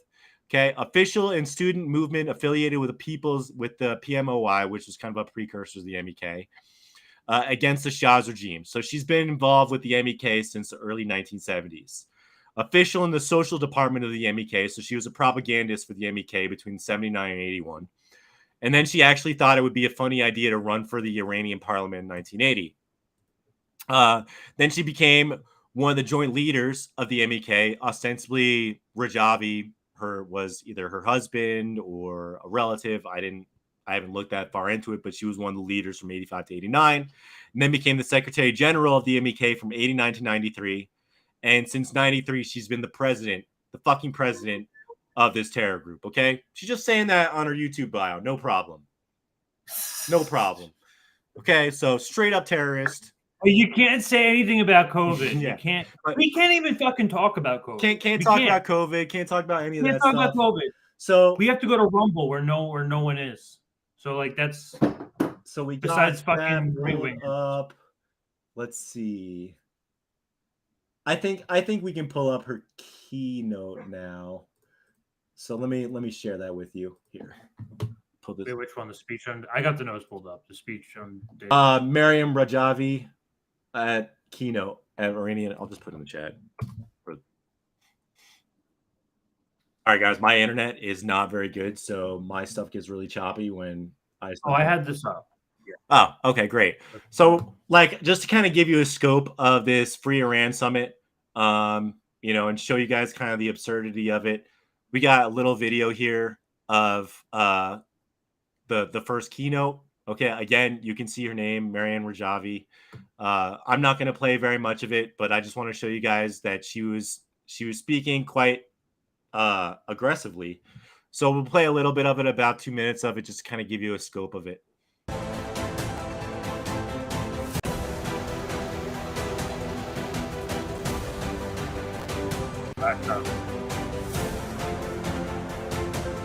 Terrorists. Who's a literal terrorist? Literally terrorists.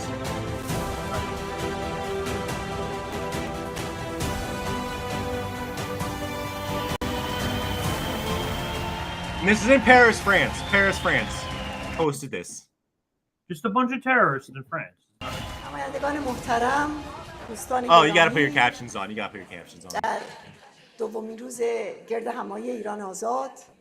Second day of the Free Iran Summit. We salute those who are hearing us,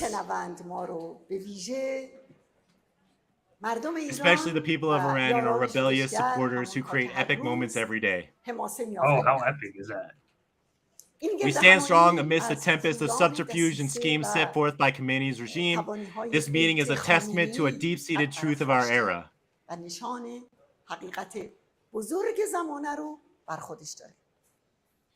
Despite the mullahs' desperate efforts, they are now unable to further their policies or maintain their grip on power.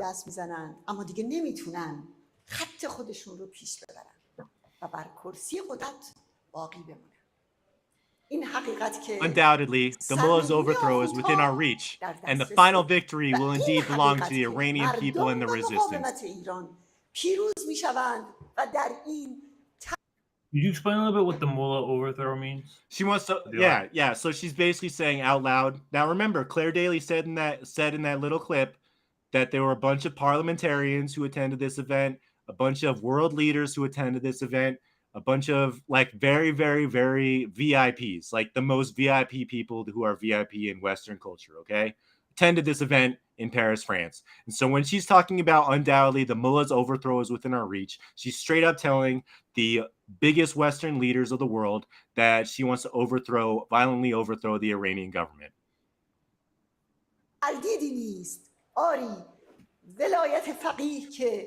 Embodying absolute malevolence for the people in the region and acting as a fearsome instigator of terrorism and warmongering against the world. So she's using doublespeak here, saying it's everybody else, but these people are the literal terrorists. It's destined to be the same thing. It's the same thing. Like, oh, it's not Israel; it's the Palestinians. Exactly. Yeah, exactly. It's destined to be overthrown like an arrow set on trajectory of history. No force can halt this inevitable downfall. That's probably enough bullshit from her. I just wanted to show you guys, like, literally, like, it's not just a bunch of people at a freaking cafeteria table, like, just shooting the shit with, like, a little GoPro or something. These people are literally at an enormous conference with thousands of freaking apparatchiks talking about openly about overthrowing the Iranian government. So let's see. I feel like there was another. You got Mike Pompeo. Yeah, there was another thing. Let me see. There was another thing. Okay, let me show. I want to show something else really quick before we get into it. So again, that lady, she's the leader of that terrorist group since 1993. She's been a part of that terrorist group since the early 1970s. I just want to show a little bit more on their activities. I was going to show it earlier, but I forgot where I put the link. So let me just pull this up really quick and I'll go through some of their more fun activities that they've done. So this is straight up a U.S. terrorism report. Okay, guys. So I'm literally quoting the U.S., like either the Pentagon or the Secretary of State or the Department of State, I should say. But I'm not going to read the whole thing. I'm just going to go over their crazy as fuck activities, guys. Okay. So again, terror group. And I think by the time I get through reading this, you guys will have a better idea of the kind of crazy shit that our world is in right now. The group's worldwide campaign is the font big enough, by the way, Greg? Zoom in a little bit more. A little tiny bit more. All right, that's probably good, right? All right, so the group's worldwide campaign against the Iranian government uses propaganda and terrorism to achieve its objectives. During the 70s, the MEK staged terrorist attacks, remember, which there were 60,000 Americans within Iran at that time, inside Iran, and killed several U.S. military personnel and civilians working on defense projects in Tehran, the capital of Iran. In 1972, the MEK set off bombs in Tehran at the U.S. Information Services Office, which is part of the U.S. Embassy, the Iran American Society, and the offices of several U.S. companies to protest the visit of President Nixon to Iran. In 1973, the MEK assassinated the deputy chief of the U.S. military mission in Tehran and bombed several businesses, including Shell Oil. So just regular business. Just small businesses, including Shell Oil, nothing big. In 1974, the MEK set off bombs in Tehran at the offices of U.S. companies to protest the visit of the U.S. Secretary of State Kissinger. Okay? They freaking set off offices to protest Kissinger. Just the biggest warmongering. Again, like the most absurd. In the world. I'm just having a hard time piecing how we're friends with these people now. In 1975, the MEK assassinated 2 U.S. military officers. I feel like maybe we should highlight it goes way farther back, dude. Like they said, it started. You can talk about the Nicaraguan, like the squad we were dealing with down there, the traffic, drugs, and cocaine, and probably other children as well. To be honest, I mean, we're just talking about Iran today and like this fucking terrorist group today. But yeah, they started in 65. Iran-Contra, yeah, no, that goes way back. I guess you're right about that. But I think the MEK only started in 65. Yeah, no, I'm not saying this specifically. Okay. I'm saying in terms of like meddling with like dealing like a good terms business with terrorists. It's commonplace for the United States. You're right about that. And like, if you guys really want to know, that way since Reagan, you can thank our Lord. And if you guys want to know more about like Iran-Contra, like the real story, I recommend Gary Webb's article. What was it? I forget the name of Gary Webb's article. If somebody in the chat wants to link it, or knows what I'm talking about. He actually ended up getting suicided for his report on the Iran-Contra scandal, but I digress a little bit. So anyway, let's see. In 1974, the MEK set off bombs in Tehran at the offices of U.S. companies to protest the U.S. Secretary of State Kissinger. In 75, the MEK assassinated 2 U.S. military officers who were members of the U.S. Military Assistance Advisory Group in Tehran. In 76, the MEK assassinated 2 U.S. citizens who were employees of Rockwell International in Tehran. In 79, the group claimed responsibility for the murder of American Texaco executive. Though denied by the MEK, analysis based on eyewitness accounts of MEK documents demonstrates the MEK members participated in and supported the 79 takeover of the U.S. Embassy in Tehran, and that the MEK later argued against the early release of American hostages. The MEK also provided personnel to guard and defend the site of the U.S. Embassy in Tehran following the takeover of the embassy. In 81, MEK leadership attempted to overthrow the newly installed Islamic regime. Iranian security forces subsequently initiated a crackdown on the group. The MEK instigated a bombing campaign, including an attack against the head of office of the Islamic Republic Party and the Prime Minister's office, which killed some 70 high-ranking Iranian officials, including Chief Justice Ayatollah Mohammad Beheshti, President Mohammad al-Rajai, and Prime Minister Mohammad Javad Bahanar. These attacks resulted in an expanded Iranian government crackdown that forced MEK leaders to flee to France. For 5 years, the MEK continued to wage its terrorist campaign from its Paris headquarters.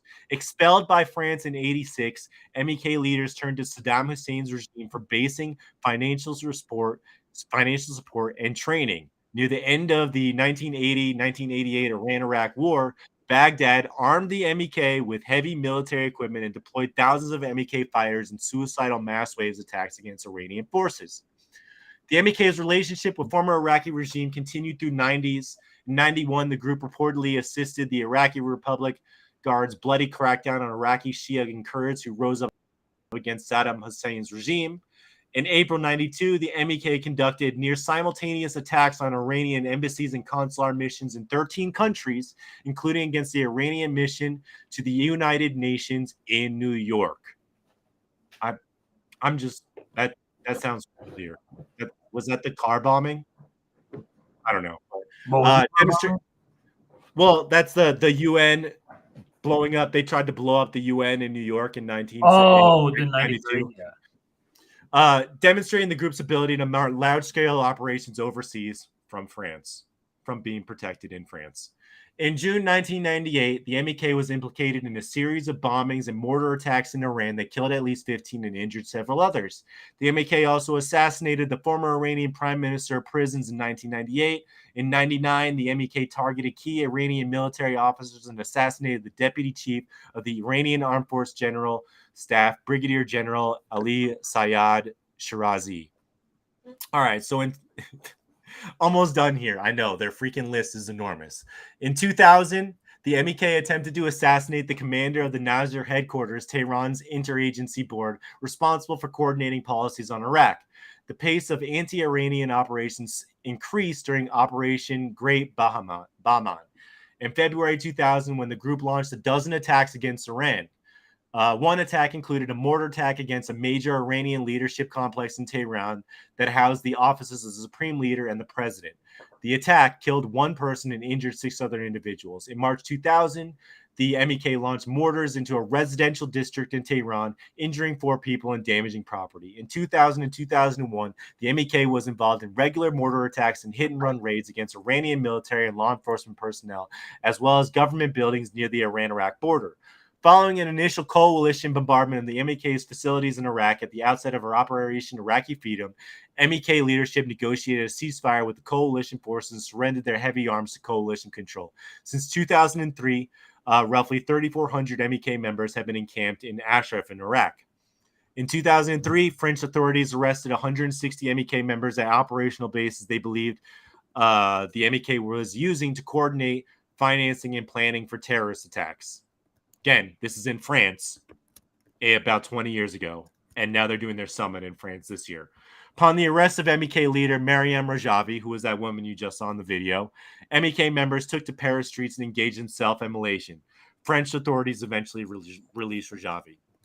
So that's just a quick little overview of kind of their reign of terror, literally reign of terror over the last, until about 2003. But they've been a terror group the entire time.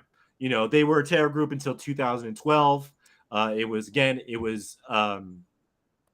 what's her name who put them on the terror list. So they were not good people. And I guess we can probably move on now to looking at some of the videos, huh? Did you have one of those queued up? Yeah. Which one? The remarks from the. Let's look at. You got the Pompeo one. Yeah. So Pompeo's. This is so like psychotic and like it's goofy and psychotic. Exactly.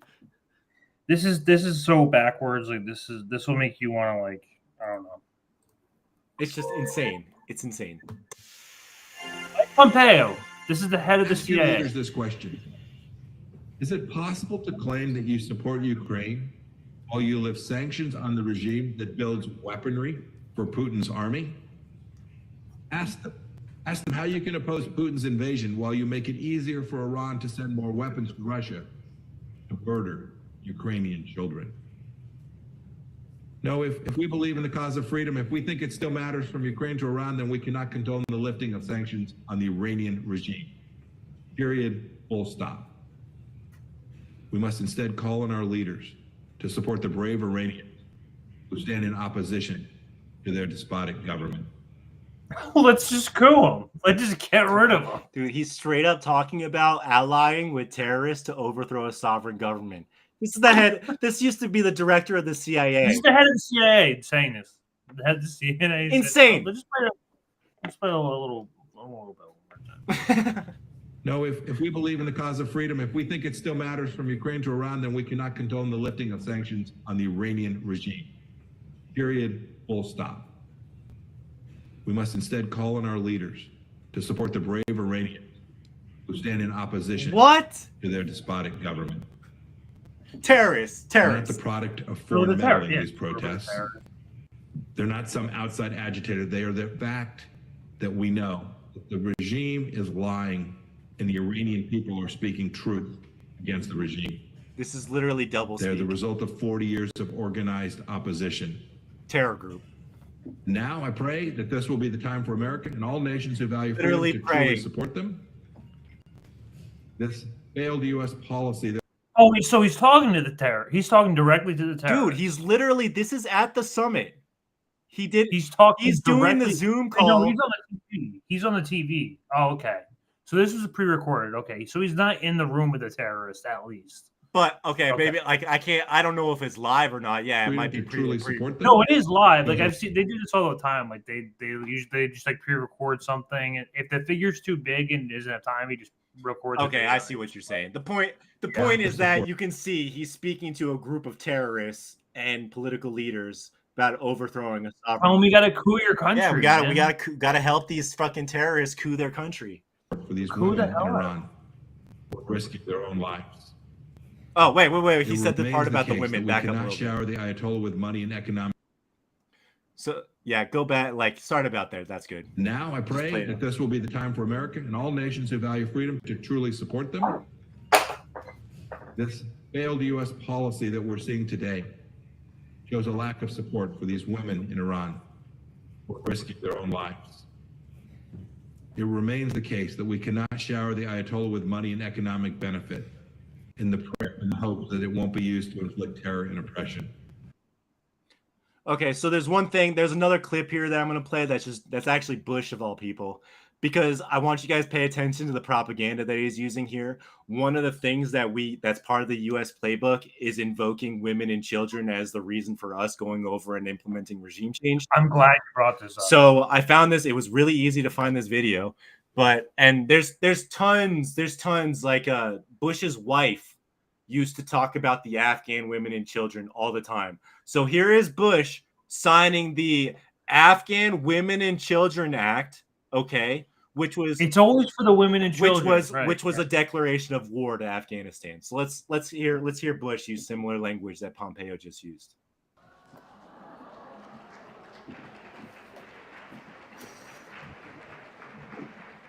Might need to turn it up a little bit. Some of this stuff's kind of, but this is just crazy. The cynicism of our political leaders, man. I don't hear anything. Okay, there we go. Do you have the captions on? I want to thank Laura for her introduction.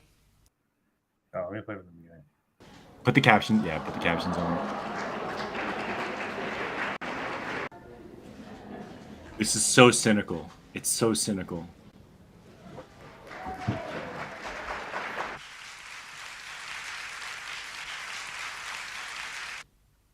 Thank Laura for her introduction. And I want to as we drive out the Taliban and the terrorists, we're determined to lift up the people of Afghanistan. The women and children of Afghanistan have suffered enough. This great nation will work hard to bring them hope and help. An interim government of a new Afghanistan. Here's Hillary Clinton. Thanks to our military and our allies. You see Mrs. Hillary? Brave fighters of Afghanistan.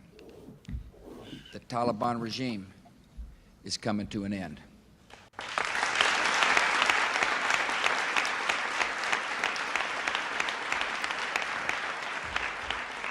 Yet our responsibilities to the people of Afghanistan have not ended. We work for a new era of human rights and human dignity in that country. Just so The cynical. agreement reached in Bonn last week means that in 10 days, the international community will have a new partner, an interim government of a new Afghanistan.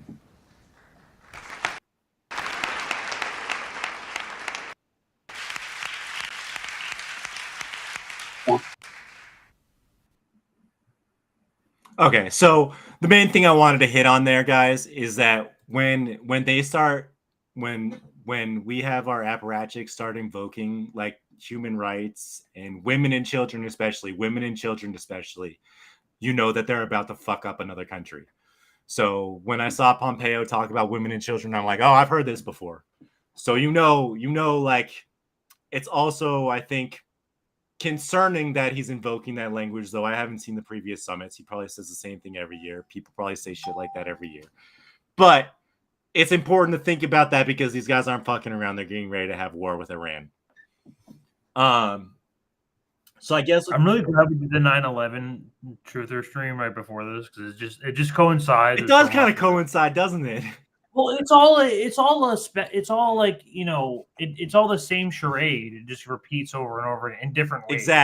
Exactly. And that's kind of like, although like I did not know, like I had no idea that they were this out in the open about it. But yeah, just gotta pay attention. Let's play Bolton's clip now. Here, I'll link it to you. Oh damn. Here we go. Hold on 1 second. Yeah. Bolton actually was there. This wasn't pre-recorded. This is in the private chat. So yeah, so you guys heard Pompeo. You guys heard the leader of the MEK, the terrorist group. Okay, now you guys get to hear Bolton.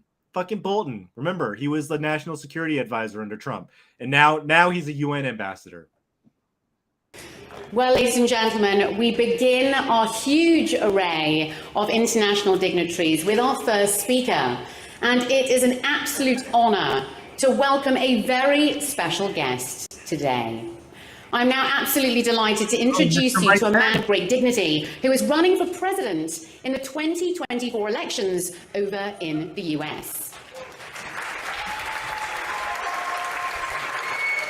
He has lent his good name and credibility in recent years to support the Iranian uprising and resistance, namely the NCRI and its president-elect, Mayim Rajavi. So please join me in welcoming the 48th Vice President of the United States, Mr. Mike Pence. Oh, you're playing, did I link the wrong one? All right, I guess we'll play this one first. That's right. Did I link the wrong one? This isn't the Bolton one. Should we just play the Pence one? Go back a little bit. I want to show. If we're gonna play the Pence one, I thought I linked you the Bolton one, but maybe it was just the Pence one. No, here. Play this one. Play this one. Ladies and gentlemen, it is now a great honor to introduce a prominent US figure who has served as the United States ambassador to the United Nations. A central point to keep in mind here. This is a very critical point in the history of Iran and the world's dealings with Iran. And I think a central point to keep in mind here is that while the mullahs rule in Iran through the barrel of a gun, probably the most critical thing keeping them in power today is the outside assistance provided by the West and others to the regime. There's a lot of blame to go around here. None of us is guiltless. Some are guiltier than others, but there's plenty of blame to go around. And the way to change the picture inside Iran is not to engage in further assistance to the regime, not to give them another lifeline, but to cut their lifelines off and allow the people's voice to be heard.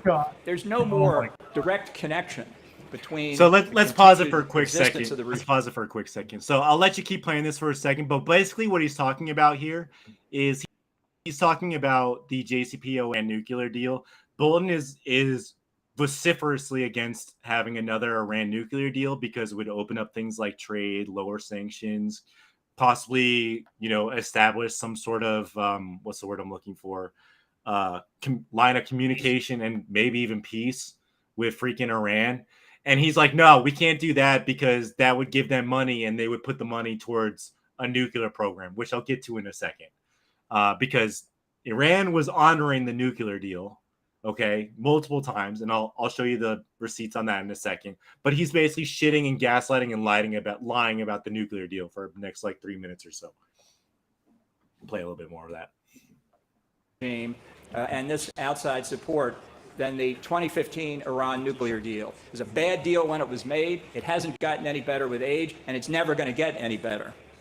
The idea that something can bring the United States back into this deal that remains very much at the center of attention in Washington is an illusion. And I just want to make it clear to everybody that even if the administration somehow signs another version of this deal, we're having an election in the United States next year for president. There is not a single Republican candidate for all the divisions within the Republican Party, and there are plenty of them.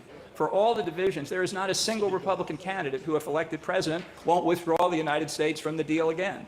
So don't get too excited if you hear an announcement on that subject, whether it's smaller and interim rather than another nuclear deal. I think it's going to be short-lived. And the worst consequence. All right, let's pause it again really quick. Interim. So we'll play another minute of this in a second. But what I want to point out right here is Bolton is saying the quiet part out loud because he doesn't think any Americans are paying attention to this. He's basically saying, yeah, like the new, you're going to hear stuff on the news from mainstream media saying that there could be another JCPOA, there could be another Iran nuclear deal in the works, that we're working to foster some sort of communication and agreements with Iran. And Bolton saying, no, don't worry about that shit. That's all bullshit. That's all bullshit. We want war with Iran. That's just never going to happen. Okay? Like he's saying the shit that people like us say on independent news, where we're calling out the bullshit. He's calling out the bullshit in front of a bunch of terrorists.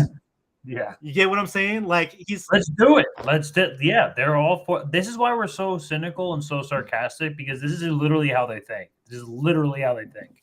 Rejoining the 2015 deal, whatever it would be the inevitable unfreezing of billions of dollars of assets.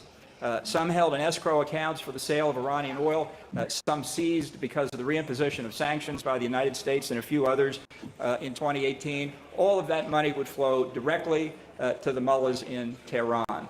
They wouldn't use it for the benefit of the Iranian people. They will use it for more terrorist activity around the world. They will use it to continue developing their nuclear and ballistic missile programs. They will use it whatever way they can to re-empower the regime and lock it into power.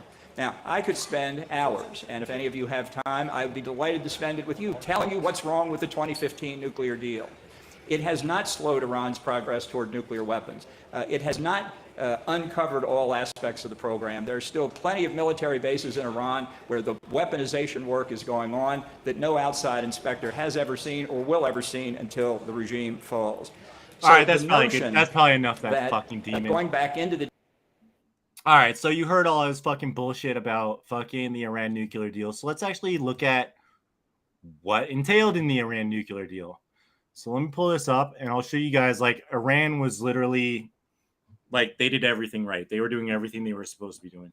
So I just kind of want to show some receipts in contrast to what the fuck Bolton's talking about, just pretending that Iran. Now, given that the JCPOA doesn't exist anymore, there's no reason to expect that Iran wouldn't be trying to enrich uranium to the point where they can have nuclear weapons. You know, like I would even go so far to say I wouldn't blame Iran for trying to come up with nuclear weapons at this point. There's no, yeah. Why wouldn't? It's like that could be a really edgy thing to say, but like it was the U.S. that backed out of the deal. It wasn't Iran, and so let's talk about these inspections a little bit. And Biden won't go back. Biden won't go back, and Bolton saying like it doesn't even matter if they say they will go back because it's not going to happen. So there are 18 nuclear facilities and 9 other facilities in Iran monitored by the IAEA. I think the IAEA, I don't know what the IAEA is, but I'm assuming that's like the Nuclear International Association for the something of atomic energy. They inspect these sites to see if their activities match descriptions submitted by Iran. Kelsey Davenport, director for nonproliferation policy with the Arms Control Association, said, Iran is a unique case in that some key locations are subject to 24-hour surveillance, and inspection teams are continually in Iran to verify its compliance with the government. The IAEA's main focus in Iran is monitoring uranium enrichment. This process can produce fuel to run nuclear reactors or make nuclear weapons. Under the Iran nuclear deal, Iran has promised to not enrich uranium, blah, blah, blah, blah, blah, blah. The IAEA has not wavered from its conclusion that Iran is compliant. Quote unquote, Iran has not enriched uranium above 3.67%, the agency said in one of its assessments in 2017. And the stuff that I skipped over, nuclear weapons typically require uranium to be enriched at 90% or more. So you're talking about a significant difference that they're using it for energy. They're not using it for weapons. The IAEA continually measures Iran's stockpiles of enriched uranium and counts the number of centrifuges. Inspectors can also use images, including from satellites, to verify activities, investigate concerns about undeclared activities or sites.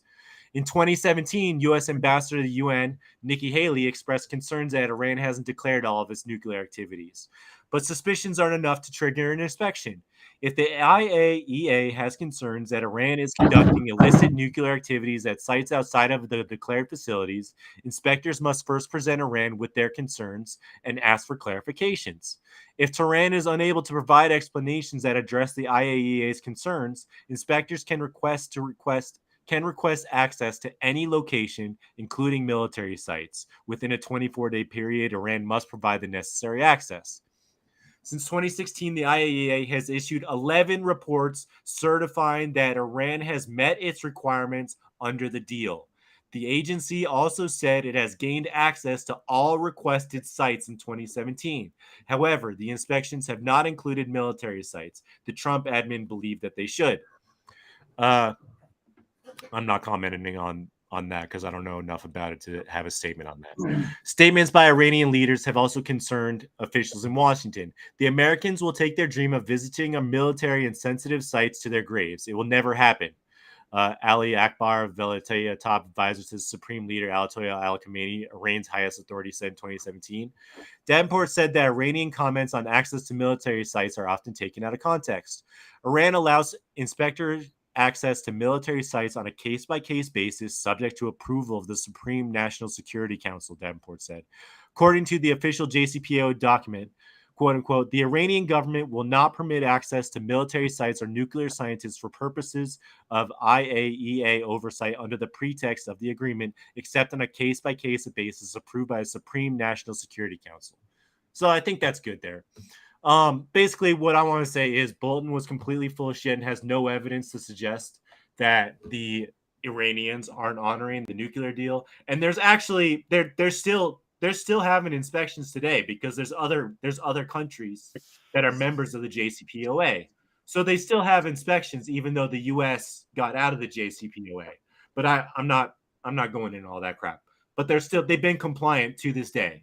Okay. Now, one can make the argument, oh, well, like underground facilities or military facilities or all this other stuff to try and argue that they're not compliant. But that's kind of like making an assumption on something. You're trying to prove a negative. There's no evidence. The IAEA would say that if they saw something that was fishy, they're required by the JCPOA to have compliance. So I just wanted to show a little bit and kind of show the receipts that like Iran has met their end of the deal the entire time. And you can still look at inspection reports to this day because there's other countries that are still in the JCPOA. Yeah, in summary, we're full of shit. Like in summary, yeah, Bolton is completely, especially Bolton, but yeah. Well, when are we not full of shit? When are we not full of shit? You're gonna have to give me a lot of time to answer that one. But let's wrap up. I guess we'll wrap up this segment. Let's play that Pence clip.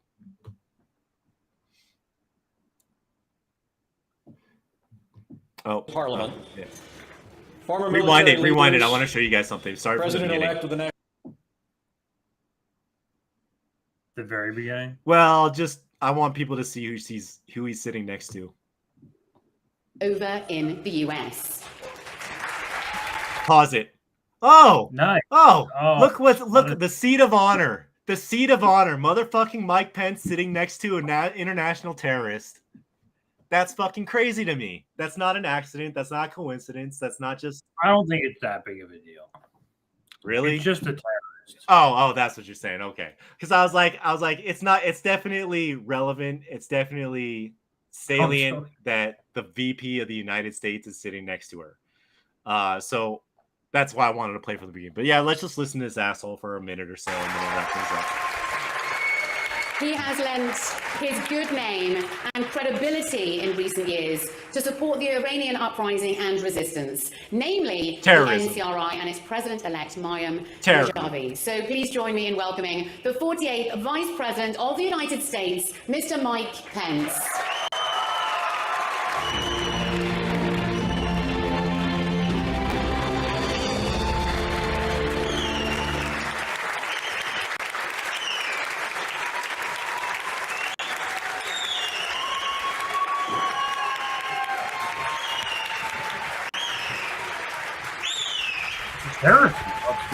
Your Excellencies, distinguished guests, legislators, congressmen, members of parliament. Pause it. Former military Pause it really leaders, quick. President-elect of the. He's literally listing by name all these positions of these world Western apparatchiks. Okay, so he's directly. It's just again, like this is me kind of just my brain just kind of like exploding right now that he's just at this terrorist conference just saying, hey, elected leaders, UN ambassadors, members of the European Parliament, welcome. We're going to talk about overthrowing the state of Iran today. Thank you so much for attending. Okay, we can keep going. National Council, the resistance of Iran, Mayim Rajavi, and to all who are gathered here and on streets and in places around the world.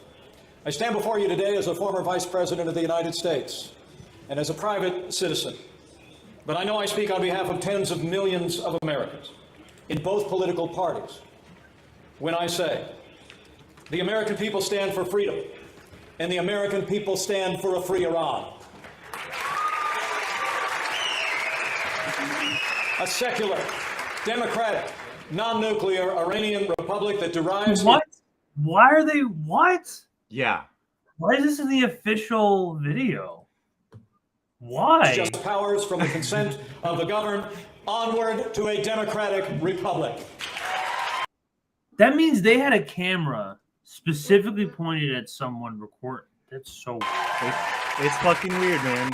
You don't trust me. Like I work in I'm currently like working in like video editing where like I'm doing like a lot of like I have to like scroll through like a lot of these like fucking stupid speeches like this, and I've never seen a shot like where that. they like they have a camera actually like on somebody like recording it. Never. Never, no. But I mean, it's just a show. It's all theater it's all- anyway. I mean, is there any much left to this anyway? No, I mean that's probably good for the most part on that one. There's just like, let me summarize with some notes that he actually said, because they even freaking documented what he was saying. So let me just bring this over really quick. I could just play where he says it. I don't know where he says it. I'm just gonna scroll down. No, just give me. No, I could give me the. I could look up the transcript. Just tell me where. Just tell me what he says. Oh, I have it right. I have it right here. I have it right. I literally have it right here. I don't know. There's no timestamp. Tell me the first word. What's the first word of the quote that you're trying to read? Let's see. Oh, I call on the Biden administration. Okay, here we go. So are you gonna play? You can play the clip and you can just like go straight to it. Oh, awesome. Oh, thanks, man. Because this is I haven't heard this. So if you, oh man, I need whatever plugin you're using. That's pretty cool. No, this is not a plugin, man. This is like a full on, like if you're doing any research on a YouTube video, especially so you have to go in the description, you have to hit on show transcript, and then it's all there. Okay. As an ordinary American citizen, I call on the Biden administration and leaders of all freedom-loving nations to stand. Quick tooltip tutorial. Yeah, that was. Thank you. That was clutch. Greg. I call on the Biden administration and leaders of all freedom-loving nations to stand with the people of Iran, stand up for the cause of freedom and justice, and cease and desist all nuclear negotiations with Tehran immediately.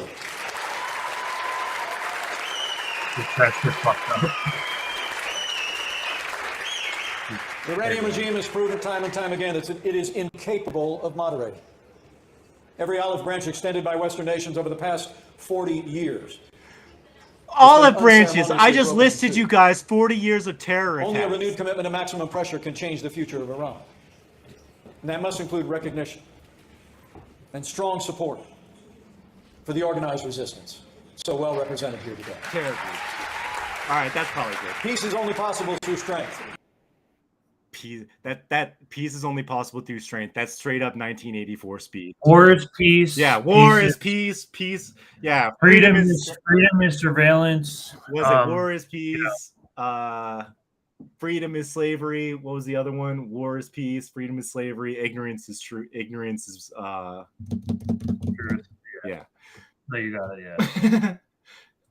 Yeah. But yeah, so that's absolutely unhinged coming from Mike Pence making a declaration right to the Biden admin to intervene and do intervention against Iran with a known terror group that was hosting a conference in Paris, France in July. So let's just wrap it up with that other Fromm clip. So I'll put that in the chat, the private chat really quick. Here you go. Just wrap it up with this one because I also talked about this clip in one of my other shows, but he kind of talks about, when as I showed you guys in the beginning, it's our society that is insane to have these congregations of known terrorists to just openly talk. What's that? Didn't we play this already? No, this is the 3 of 3. This is the other one. Right? Oh. Yeah, this is 3 of 3. So I just want to wrap sane in today's world. Yes, indeed, I think it is. And a certain sense of isolation is a necessary consequence of remaining sane in a world in which there is so little sanity. And secondly, if one overcomes the sense of isolation by a deep sense of solidarity and oneness with all those men who have lived on the earth and who have been sane. But many of the great philosophers and religious leaders and great spiritual leaders of the human race, whether that's Socrates or Buddha or any other, have been sane. And there are even a few people today, quite a few, who are sane and who at least are willing to be sane. What matters is to have the courage to see reality, to speak out, and to feel identified with that part of humanity, whether it's today or in the past, who had one outstanding quality, that of being realists in the sense I have been talking about, of seeing the truth and at the same time of not despairing. What, Dr. Fromm, do you see as the prospects for the future? I see only one terrific danger, and that is that of a war in which would end with the extinction of the human race of civilization, or at best, if one could call it that way, with universal fascism, whoever wins. And for me, therefore, the question of avoidance of war is the one overriding ethical question which men are confronted with today. If we avoid it, I am very hopeful about the future, because I think man has developed to a degree of rationality and of knowledge and of insight, which if he overcomes his one-sided concentration on production of things, will then lead him to a culture with a depth of satisfaction which we have never had on earth. So I like wrapping up on that part because, you know, here's this guy from about a century ago saying that the most existential threat is nuclear war, because we live in an insane society where we talk openly about waging war with nuclear powers or ostensibly nuclear powers. We're just killing them off through like chemicals and shit. Or, Yeah, like, you know, it's just really. It doesn't have to be like nuclear war necessarily. Not necessarily like, nuclear war, but he also mentioned, which I think was very prescient, like universal fascism, the kind of idea where, you know, if you recognize fascism as kind of like we recognize the U.S. being fascist and Western nations being fascist and this sort of stuff, we're kind of lending a trend. Like if we don't blow each other up to smithereens, we're going to end up with this kind of neoliberal hellhole across the entire globe that, you know, whether it's Chris Hedges calling it inverted totalitarianism or it's Eric Fromm calling it universal fascism, it's all the same thing. It's all basically it's all the same. So, you know, I wanted to end on that note for this segment to show that it's like, guys, we're in a fucking insane society, and the insane society is going to lead to nuclear war. There's no way of like peacefully talking ourselves out of this one, because I don't know how many times people have to shout it, but I mean, so, yeah, that's what I got for that crazy fucking shit going on today. So I think we can probably transition it. All right, time to get into something not necessarily lighter, maybe a little bit more recent. No, I mean, I saw this a couple of days ago, and I felt like it was important to address because, you know, there's a lot of things happening in the Assange extradition case. He's on his last leg. Like you can't get any farther than this. Like once he sends this appeal, I think his lawyers can send maybe one. We'll get into it, but he can send one more appeal. But after that, I'm not sure. After that, it's gonna take public pressure. I mean, so in traditional tone-deaf American fashion, we have Secretary Blinken just on September 15th, 2 days ago. Oh my God. 3 days ago, where democracy depends on the free and open exchange of ideas, including online. On this International Day of Democracy, which I didn't even know. It's a made-up day. Just a fucking made-up day to like promote this word that like basically doesn't exist. Okay, but like I call on governments around the world to protect citizens' access to information that allows them to make informed decisions. So sounds great. You know, everyone called out this guy appropriately. I see Fisher right there. Yeah, he's like, "Are you serious?" Yeah, no, it's completely cynical, tone deaf, and absolutely ridiculous. So here's an article. You might have saw this coming up from a couple other outlets. This is just insane. This is just insane. This is, yeah. So Craig Murray, the former British ambassador and close associate of imprisoned WikiLeaks. Make it a little bigger. Sorry, just yeah, I got you. Said he was prevented by a U.S. Marshal from entering the courthouse in Alexandria, Virginia, where Assange would be put on trial if he loses his extradition case in Britain. Sounds pretty close to Langley. So in Washington, it's also Washington, but like in Washington on a U.S. tour, Murray told a gathering on a Wednesday that with some time to kill, he decided earlier that day to visit the federal courthouse in Alexandria just to see what it was like. So I found the federal court. I went to enter, as any member of the public is entitled to do. Murray said, according to video recording of his remarks, they asked me for ID, as they ask everybody, I believe, and I handed my passport. They made a phone call. Somebody came down, and he had a badge that said U.S. Marshals. Murray said, sorry, sir, but you can't enter the courtroom. There's no reason why he would not. Anybody can go to. You could go to court. Everybody knows you can just like walk into courtrooms, and if you wanted to spend all day sitting in a courtroom just looking at people pleading their cases and whatever, you're allowed to do that. You sit in court to watch other people's get slammed on their traffic tickets. Yeah, all the time. This is not it's a public. This is a public courtroom. He says it right here. Is this not a public courtroom? Is there not public right of access? And he recognizes, yes, sir, but you're not the public. And I said, but there's trials, and trials by law are open to the public generally. And he said, yeah, but you can't come in, Ambassador Murray. He said, it's really interesting because nowhere in my passport does it give my title, nor had I mentioned it. So how do they know who I am? Must have a blacklist or something. There's a level of surveillance, Murray went on. Remember I know Indy covered a story about how they were recording, they were taping Assange. And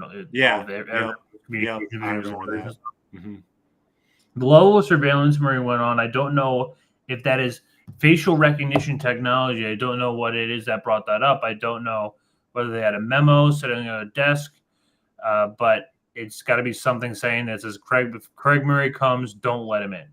And what does this mean for the open access of Julian here?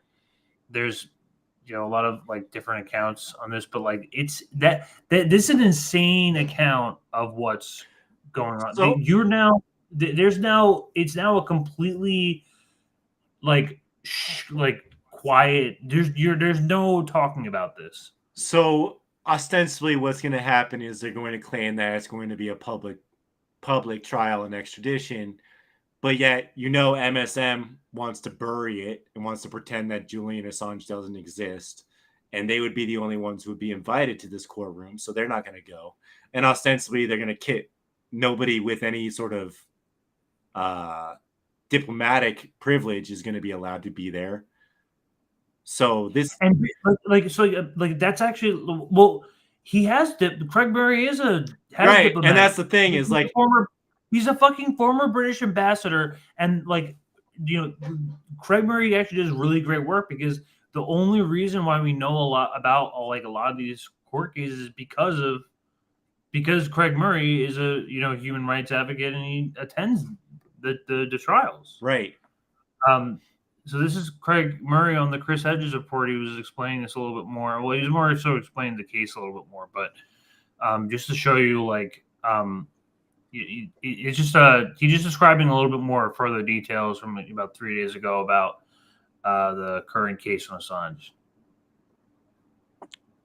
Security services were his favorite clients because they are, organized and brilliant and cogent, and he's entirely a tool of the security services, and that's why he was given this particular job. So there's a right of appeal normally. Let me just interrupt because it's a little different from the American system. And I have tried to get my head around the UK legal system. It's an appeal to a two-judge panel, a bit like our appellate court. And essentially, the appeal states that there wasn't sufficient grounds for the judge to make this ruling. Is that correct, basically? That's right. There's now, if you like, you were already at an appeal stage, and now you're an appeal to the High Court. Now you're making an appeal to the appeal court, which is actually the same court. It's physically the same place, and it's the same panel of judges. It's all the same people. It's all the same. So they're just going to be like, no, again, get the fuck out of here. That's exactly what it is. So you tell me, does this sound like a This is kangaroo would court shit.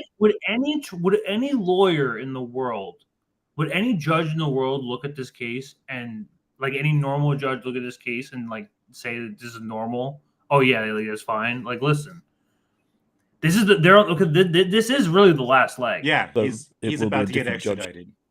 to Judge Swift.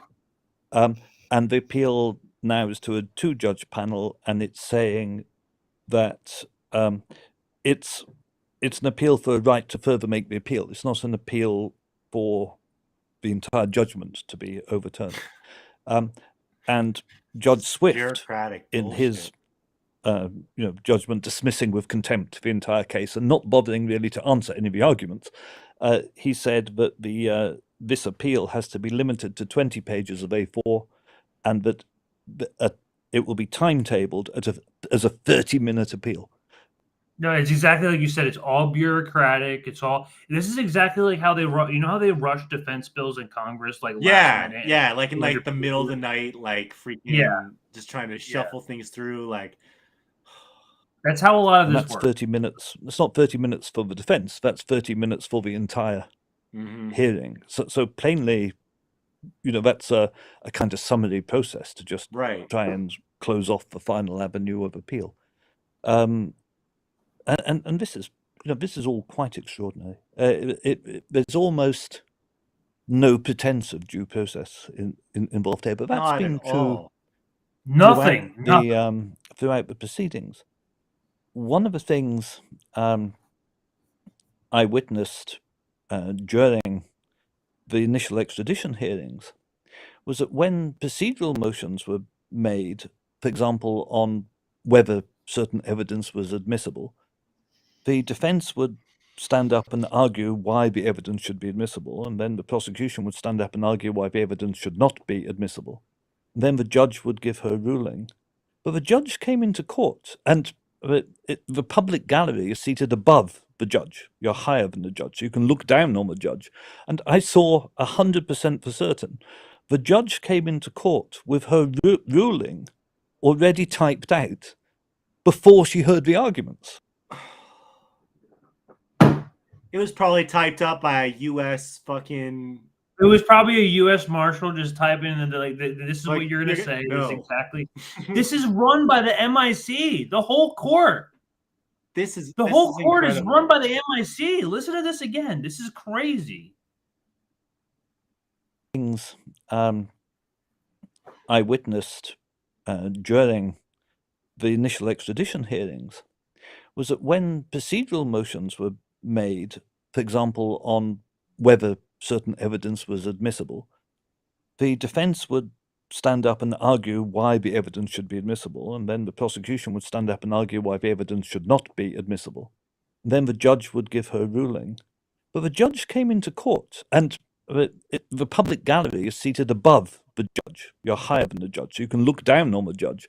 And I saw 100% for certain the judge came into court with her ruling already typed out before she heard the arguments. And she sat there almost pretending to listen to what the defense was saying for an hour and what the prosecution was saying for an hour. Then she simply read out the ruling. She's like the Queen of Hearts it was in Alice in Wonderland, giving the verdict before she hears the sentence. Precisely that. But exactly, it's much more convenient. And my own strong suspicion is it's not the judge who wrote that ruling. Right. Yeah, you think that's exactly what we said. That's what she was given. As this is what we want as a ruling on. Yeah, and just before we go on, I mean, you and I have you've covered it more extensively than I have, but I've covered it and have been in London for some of the hearings. On the most basic level, the evisceration of attorney-client privilege, because UC Global recorded the meetings between Julian and his lawyers, that in a UK court, as in a US court, alone should get the trial invalidated. Right. Yeah, in any democracy. Right. That should have put an end to it right there. Oh, we were spying on you while you were living at the embassy. Like, that should have been like... Any lawyer in the world. In the world, if your intelligence services have been recording the clients attorney consultations, that would get the case thrown out. 100%. I remember that.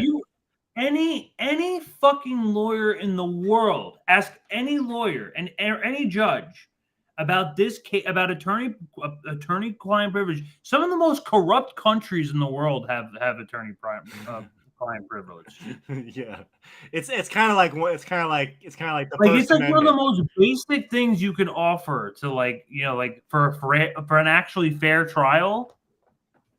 And he's not getting that. So this is very obviously no signs of any sort of Kangaroo normal court shit. This is just completely. We know that the guy, that the witness that they bought off, because the key witness admits to he not only does the FBI admit guy, to, I remember this. Yeah, they admit to lies in the indictment, but also the key witness that they have is turns out to be a huge pedo. So this is They picked the best people, and it's ridiculous because they paid everything. They paid for the evidence, they paid for the guy, and it's all set up. It's all perfectly set up for the MIC. How strange is that? It's funny.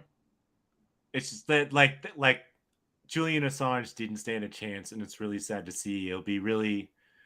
We got a lot of work to do when he gets extradited to the States, when that date gets set, because indie media is really going to have to freaking coalesce around Assange when he gets extradited. It's going to be really. No, he's gonna. That's exactly what I'm about to bring up right now. Okay, cool. He talks about this is when we say this is Julian's last leg. This is literally Julian. Yeah, he's about to be extradited. He's gonna get extradited, and we need to be sounding the alarms. We've seen we've been covering Lahaina, and we got a little bit more to do on Lahaina tonight. But when Assange gets extradited, or when it's known that he's going to be extradited to the States, you can guarantee that we're gonna have something to say about it on every single one of our shows. Yeah, and probably among most people on in are going to have something to say about it. I hope that's one thing that we can all fucking agree on. And you know what? That's going to be when you see all the phonies come out, when they're not talking all the bad faith people talking about the freaking allegations and shit. Product anymore, like the late Roman Republic. Oh, but he's a rapist. I want to talk about, so once this 2-panel hearing is over, and I think it's a pretty safe assumption that they will reject the appeal. What happens then? Safe assumption. The immediate thing that will happen is that Julian's lawyers will try to go to the European Court in Strasbourg to European Court of Human Rights. European Court of Human Rights to submit an appeal and get the extradition stopped pending an appeal. The worry is that Julian would instantly be extradited. That the government wouldn't wait to hear from the European Court. Explain to Americans what it is and what jurisdiction it has in the UK, the European Court. Yeah, the European Court of Human Rights is not a European Union body; it's a body of the Council of Europe, and it has citizens. Has jurisdiction over the European Convention of Human Rights, which guarantees basic human rights, and therefore it has legally binding jurisdiction over human rights violations in any member state of the treaty. So it does have a legally binding jurisdiction and is acknowledged as such normally by the UK government. They're very powerful voices within the current Conservative government in the UK, which wants to exit the of course they do. Convention on Human Rights. Of course they do. But at present, that's not the case. The UK is still part of this system, and so the European Court of Human Rights has legally binding authority over the government of the United Kingdom purely on matters that contravene human rights. And if they do extradite him, I mean, they've essentially nullified that process. I mean, the fear is that, of course, the security services would know about the ruling in advance. He'd be on the tarmac and shuttled it, sedated and put in a diaper and hooded or something and put out a CIA flight to Washington. I want to talk about if that happens. I think it's certainly very possible. What we need to do here, and I know part of the reason you're in the United States is to prepare for that should it take place. I think you will try and cover the hearings trial here as you did in the UK. But let's talk about where we go if that event occurs. Yeah. Well, I think the first thing to say is that if that happens, on the day it happens, it will be the biggest news story in the world. It will be a massive news story. 100%. 100%. So we have to be prepared. We have to know who from the Assange movement or who from his defense team, who's going to be the spokesman, who are going to be the spokespeople, who are going to be offered up to all the major news agencies, because we have to affect the story on day one.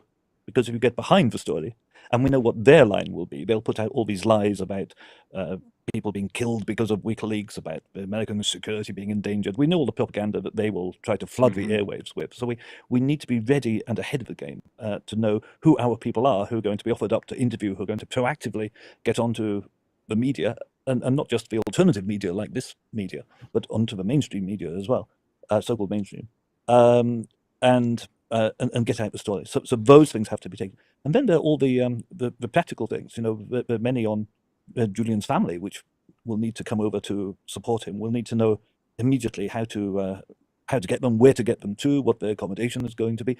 We need activists on that day to be ready to go out and start demonstrating all over the United States.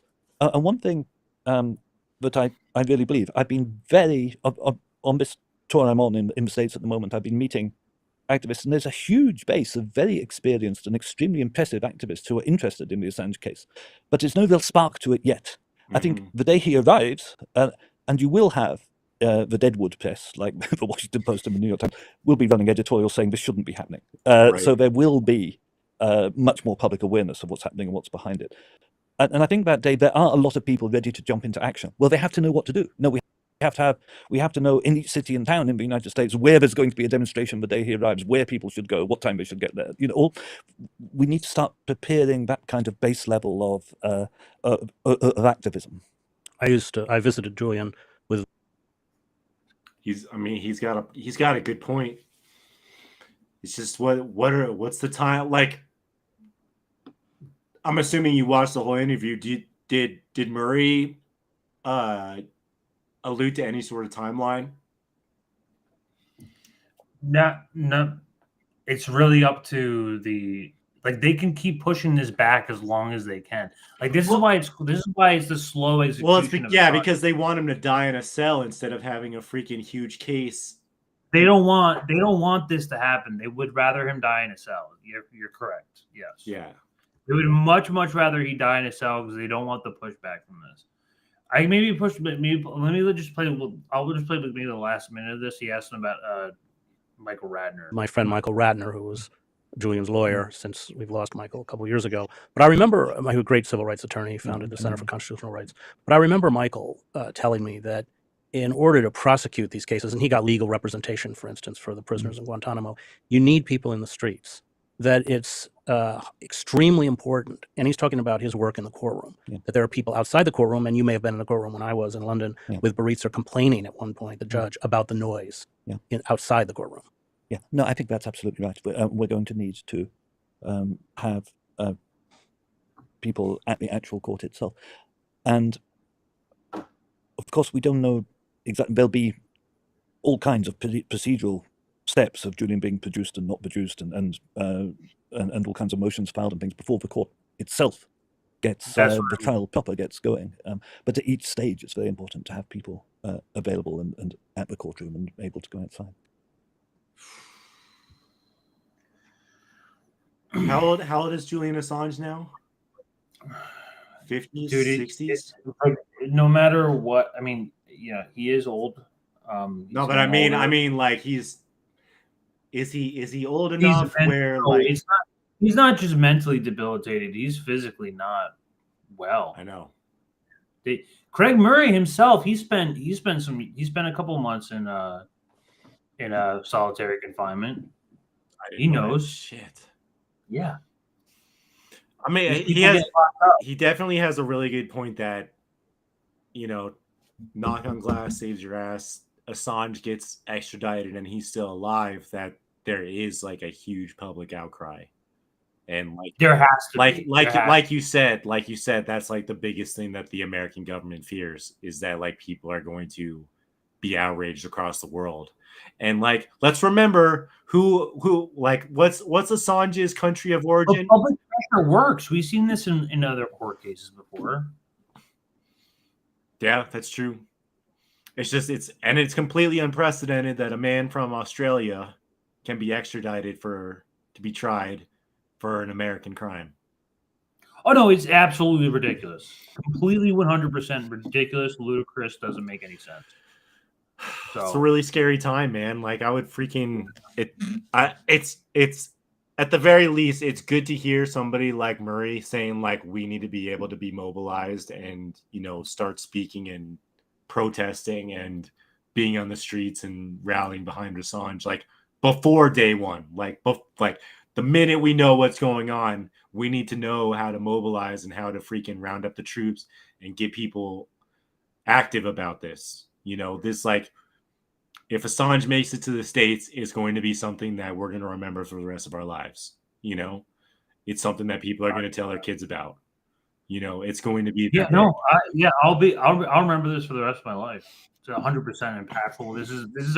This is a history unfolding because it is 100% completely unprecedented. Yeah, I mean, it's just it's going to be fucking because you can't just grab people from other countries and then just claim them as yours. Like this is the U.S. operating on some different level of corruption. Where how many years has it been since Assange got put in? What was it? It was what embassy was it? Venezuela? What embassy did he spend years in? I forget. But like, how many years has all that Assange stuff been taking place? Like, freaking, has it been over 10 years yet? Yeah. But no, like 8 years, 8 or something. Yeah. So like, you know, it's been in our consciousness for quite a long time. So being 52 years old, man, he looks way older than that. It's so unfortunate. Ecuador embassy, yes, correct. Desert Mandis, yes, it's Ecuador. That was the embassy that he was at. Yeah, sorry, it's getting late over here. We're roughing this one. We're gonna touch on the last story real quick, but before I do, I do want to shout out Misty's thing because this is something that people can do. Is that they can go and call their good shout out. The Capitol, the Justice Department. Guess who made this graphic? It may or may not be your favorite indie crab. You know, this is important. Free Julian Assange, and you know, Indian News Network is all for the fight. You know that shit's going to get blown. When he and you know, you just know that you know when, you know, God willing, when it does happen, we're ready at the gates. We're ready at the gates for when. Well, yeah, when like, happens. and we're hoping it doesn't. We're hoping it doesn't. But I mean, I just hope that every other indie station has that commitment, whether they voiced it out yet or not. Like, already knows that if Assange gets extradited, everybody's fucking covering that shit. You know, I can't imagine any. Can you imagine like the Vanguard being on the opposite side of Assange? What that's gonna fucking look like? Oh, they might. They'll find some. I mean, the TYT did it. So yeah, like we're gonna see. Oh my God, people are going to show their true colors when Assange gets extradited. That's going to be the awakening. The most disgusting people are going to say the most disgusting things about one of the greatest journalists to ever fucking live if he gets extradited to the U.S. Oh, it's so sad, man. It's just it's such a sad story, and like absolutely criminal. So let's wrap up with like with got to keep Lahaina at top of mind. With an even more dreading topic. This time dealing with the population of Lahaina. We spoke a little bit last. I mean, there's a lot of people who are on top of this. Jeremy Lofreddo being one of them.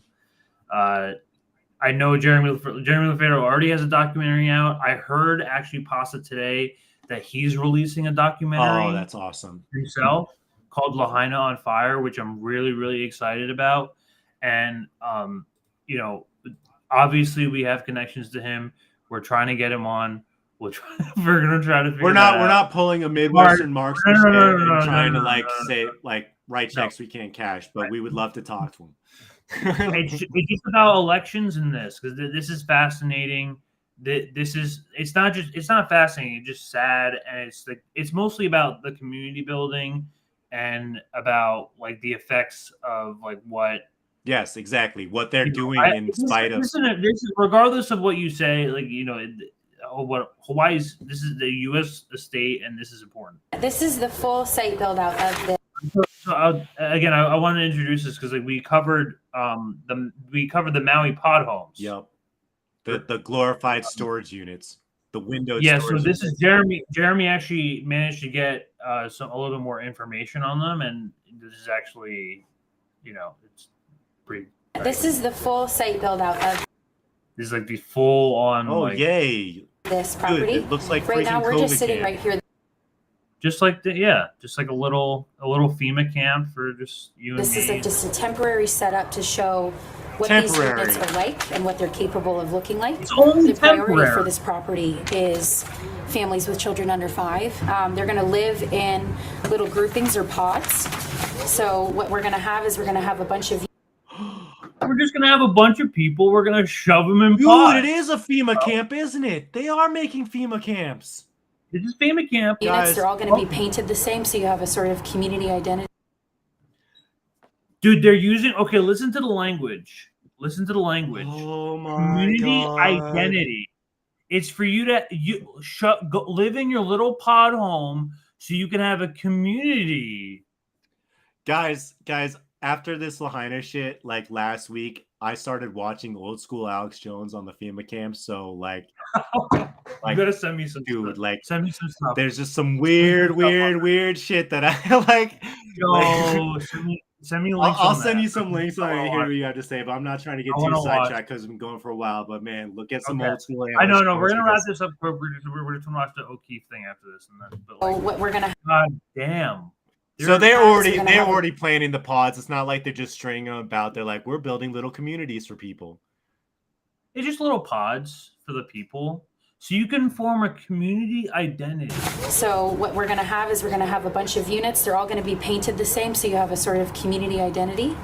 In the center is going to be a community hallway. It's going to be 2 shipping containers with a big roof for solar. The goal with a lot of these is they're going to be solar powered. We're trying to just have this property be fully off grid to just minimize the impact to. Oh my God. Does it sound like anything like 15 minutes? I was about to say this is 15-minute city shit. Does it sound anything like 15 minute cities? Tesla With Powerwall. a You lot see of the these gonna grift? You be, see the grift? 2 shipping containers with a big roof for solar. Yep. The goal with a lot of these is they're going to be solar powered. We're trying to just have this property be fully off grid to just minimize the impact to this island. Welcome to your new home. It's a fucking storage unit. Welcome to your new home. I'll play the Futurama. I would play the Futurama clip, but we're gonna get copyright strike. So like, I'll link it on Twitter again. But like, goddamn. Unbelievable. Cut to the chase. Where's the golf course? Oh my God.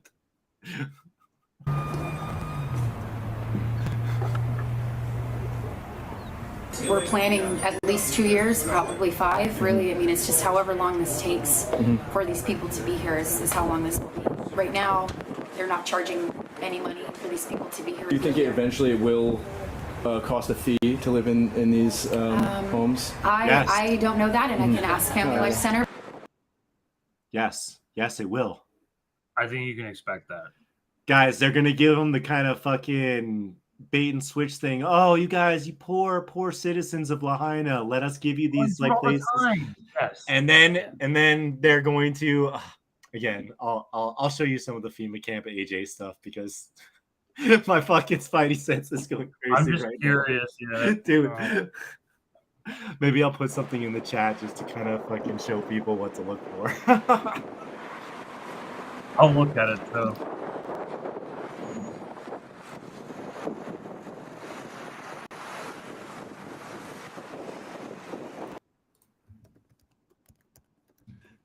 That's it. Check the private chat really quick. This is some of the shit that I came across with Alex Jones. Now, that's just a sneak peek. Okay, all right. That is an army What program. territory are we into here?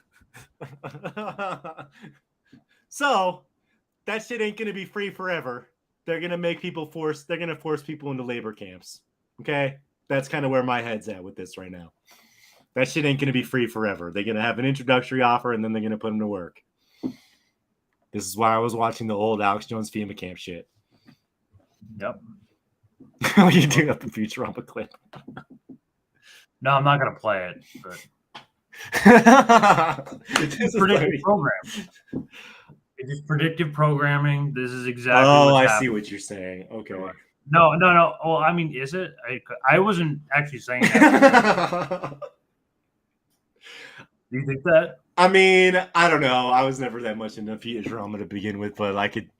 No, I mean, I just like because they came out with a new season, and there's actually there's a COVID episode. It's really funny. It was like I don't know how Matt Groening managed to get this one right, but like, Well, remember, so Matt Groening is like a level 30 fucking Freemason or some shit. Okay, all right. I know you laugh, but like that guy, I know. that guy's like I way looked up at there that. on the Freemason. The evidence is loose on that. We're not gonna we're not gonna go there. But there's a COVID episode where like everyone get it's called it basically instead of people getting sick, they just get very angry and agitated, and it's like that's the virus. And like well anyway, like, to like prevent the virus, it's like there's this one like scene where Professor Franz he's like quick everybody, now we must have to perform our medical theater, and then they put on the masks on and they put on the gloves and everything. God. And it was like the perfect analogy of like what was actually happening. This is crazy to me. This is just absurd to me. It's dead. Yeah. Like, man, I'm gonna have to watch Lofreddo's whole video now. And I guess now I'm seeing, because remember the fucking Pasta's video, there was a dude with the shades talking about why the government was like scared that that the anarchists were getting their shit together. And it's because the people are going to be offered these storage units and they're going to be like, no, I don't want that shit. And the mutual aid program, this is why I want to talk to Pasta and see it, like how robust all this shit is, what their plans are. Because if the mutual aid program is just like, and everybody's like, no, I don't want to live in a storage container. I'd rather freaking do what all my buddies are doing the communal thing. Like now we're running into freaking where we're looking at, are they going to start doing martial law? Are they going to force people into these storage containers? Okay, things are starting to come a lot clearer to me. Well, to wrap things up, we'll have Mr. O'Keefe, who is on the cover. I mean, he was actually in Ridgefield, New Jersey recently for some like trans, I forgot what it was about, like something policy or whatever. But here's him in Hawaii, under the cover of the Hawaii deputy sheriff. This is crazy. It is. Okay. They're just making sure that this bypass isn't nobody's parking along it, nobody's taking photos. It's not like they're trying to hide anything, but it's actually So remember the black fence that we covered also? Yeah, where last they week? weren't allowing anybody to see inside of Lahaina proper. Everyone shut up, stay quiet, don't talk about it. And it's got emergency. Yeah. What are you saying? Well, I was just saying, like it's even worse now, but that's what O'Keefe is showing. So I'll let you play your thing. Down there. I filmed with a button camera. I don't want nobody stopping on the side and taking photos. I could be arrested for doing this right now. You can't take a picture. Anybody can take pictures. No one can stop you guys from taking pictures. Well, he said we were going to get arrested. It's Picture. kind of pushing, puffing the chest. It's part of the emergency proclamation that this whole area is deemed under the wildfire disaster area. If you guys park here, that's technically in violation. I was wondering if he was going to detain me. Nah, they're probably just being assholes, man. Asking for the emergency law. I'm a policeman in Honolulu, and I never heard of that. People are missing still? Unaccounted for. Their bodies got cremated, so they're dust. So it's hard to get the DNA off them. The dogs can come in and try to get a scent, and then they run the DNA.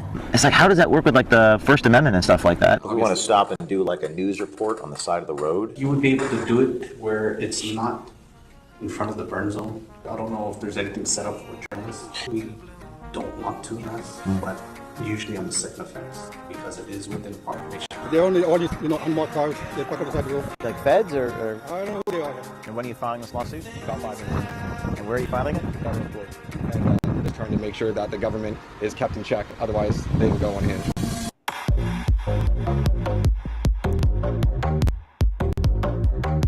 James O'Keefe here on Lahaina Bypass in Maui. We just spoke to this officer on the corner of Lahaina Bypass and Kai Heleku Street, and he told us about the governor's emergency proclamation suspending First Amendment rights here in Maui, saying that you cannot photograph past Kai Heleku Street or you will be arrested. With the governor's emergency, like what is the rule? So if you want to look it up, it's on the HRS, it's just the Hawaii revised statutes. It's 127 Alpha 29. 127 Alpha 29? Yeah, that's the it's on the Hawaii revised statute. Hawaii revised statute? Yeah. Okay, and just what does that mean? Because of the fire. Okay. They're just making sure that this bypass isn't, nobody's parking along it, nobody's taking photos for safety. It's not. Okay. It's not like they're trying to hide anything, but it's actually a emergency thing. You know, they're not trying to hide. Not trying to hide anything. There's National Guard there, don't worry military there. They're saying you can't even park there.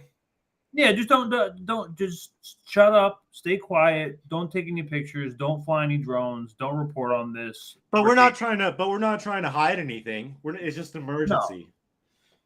No. And just think, okay, if someone's telling you we're not trying to hide anything, most of the time they're usually hiding. They're like definitely trying to hide something. They're like almost positively hiding something. If they're telling Pass isn't nobody's parking along it, nobody's taking photos for safety. It's not. Okay. It's not like they're trying to hide anything, but it's actually a emergency thing down there. I filmed with a button camera, my colleague with a camera in the brim of the phone. He did not know that you were recording, but he did inform me that if I was to record past this street, then I would be arrested. What did he say? Dude, he was all in. So he gave us the statute and everything. Yeah. He says you're not allowed to take photos from his point out. Yeah. With this emergency revised statute. He said from this road all the way, you can't stop. You can't take pictures of the ocean. You can't take any pictures.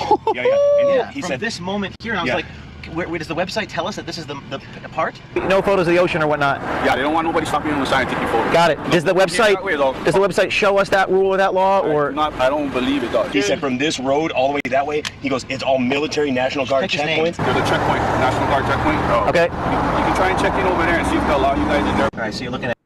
I gotta get me one of these cameras, man. Lahaina right there. Button cameras. Downtown Lahaina. Yeah, they're pretty cheap. I don't even think they're that expensive. I'll probably get one off Amazon. Yeah, Amazon, Temu, you could probably find one for fucking like 10-15 bucks. This is the zone where we're not allowed to photograph. The police officer telling me that I'm not supposed to be doing this. I could be arrested for doing this right now. I'm not supposed to be filming, but we are filming because we have a First Amendment right to film. Now, we talked to two members of the National Guard using a hidden camera, and the first guards have been said that the cops don't know what they're talking about, that we can, in fact, film. What's your name? Chase. Chase? Yeah, Aki. Are you guys like police or? Just National Guard. The National Guard? Yeah. They brought the National Guard in? Yeah. Why did this happen? A few weeks ago, I had a storm. It was all wind, heavy wind. So that's why everything was catching. What about the sirens? Did those work? Sirens? No, the sirens wasn't going off. It wasn't? I'm not too sure. Why not? I'm not too sure. That's crazy. Yeah, it was kind of big deal with it. How many people died? A lot. It's bad. Wow. Most of Lahaina is all shut down this side right now. It's all shut down? Yeah. Why is that? Because of the fire. 80-90% of Lahaina burned. We was taking a picture with him on the ocean, and some state trooper said, "Oh, you can't do that. You can't take a picture." You know what I mean? Anybody can take pictures. No one can stop you guys from taking pictures. Well, he's like, "So we're going to arrested if you take a picture." I was just taking a picture of my buddy in front of the ocean. Yeah, it's sensitive this right now with everybody. It's like, how does that work with like the First Amendment and stuff like that? Like no one can stop you from taking a picture, but there's a lot of people that's gonna try to be like. He said we were gonna get arrested if we take a picture. Kind of pushing, puffing the chest. We pulled off to the side of the road and spoke with a deputy sheriff. He got rather invasive in the vehicle. I showed him the revised statute, and he told us again that we cannot record. Can we take a picture? Of here? Yeah. Not really. We're trying to keep people off the bypass. Or just from on the road? Sorry. Oh, I'm a little confused because earlier the officer said we couldn't, but we checked with the National Guard and they said that we could. So what is the reason that we can't take a picture? Well, it's part of the emergency proclamation that this whole area is deemed under the wildfire disaster area. Which one is it? Oh, I see. Emergency period infractions, violations, misdemeanors, and misdemeanors. Is it saying that you can't take photos of stuff? Well, it's saying that you're not supposed to park over here, so if you guys park here, that's technically in violation. All right, that answers the question, I guess. He got rather invasive in the vehicle. All right. Officer W. Akua. He was getting a little too close for comfort with me. He was. I was wondering if he was going to detain me. Now, we spoke to another. This just goes to show ACAB, even in Hawaii, this goes everywhere. It's all the way, transcends. even all the way in Hawaii, the cops are at Other guardsman, again, I was using the hidden camera, button camera. The second guardsman said that the police are, quote, assholes for telling us that we cannot record. Are we not allowed to take pictures? I didn't watch this. To be honest, I did not. I haven't watched. Chris watched this. I haven't watched this. That's just funny. They're crazy. It's not a thing? Yeah, you can take pictures of that shit. Oh, the cops were like threatening to arrest me. No, they're probably just being assholes, man. Whoa, man. That guardsman himself is a police officer from Honolulu. He's like, oh, there's an emergency law. You can't do that. We'll arrest you. Ask him for the emergency law. Ask him for the law. He said it was some statute, revised statute. I'm a policeman in Honolulu, and I never heard of that. Really? Yeah. He said the governor declared an emergency. Not that I'm aware of. Okay. Yeah, I mean, you can always recite the statute for you if he knows it. He said it was 127. You can Google it. It's there. It It's real. It's like, real. what happened here? Some kind of brush fire. Some kind of fire happened, and the winds were crazy that day, so it just carried on. Wow. Wow. A lot of people died? Good amount, yeah. My buddy was saying that there people are missing still? Unaccounted for. Unaccounted for? Yeah. Does that mean This they're... means most of them. No, it's like thousands of children. Thousands. I'm thinking it's thousands of children, and it's don't believe even the normies know that it's just that bad. unaccounted for. Still unaccounted for. They got cremated, yeah. What's that? Their bodies got cremated, so they're dust. So it's hard to get the DNA off them. That's why we're holding the scene, so that way the dogs can come in and try to get a scent, and then they run the DNA. Oh wow, wow, man. What? So dogs can sniff out ashes? I don't know. I don't know if he's talking out of his ass or if they're actually trying to assess the damage. I mean, I would take that with a grain of salt that guy's might be just talking out of his ass because like everything's dust. It's like what Cowboy Kitty said earlier. Like, don't be taking pictures of the melted cars and the burned, like melted aluminum and all that stuff. Like, it's all freaking ash, you know?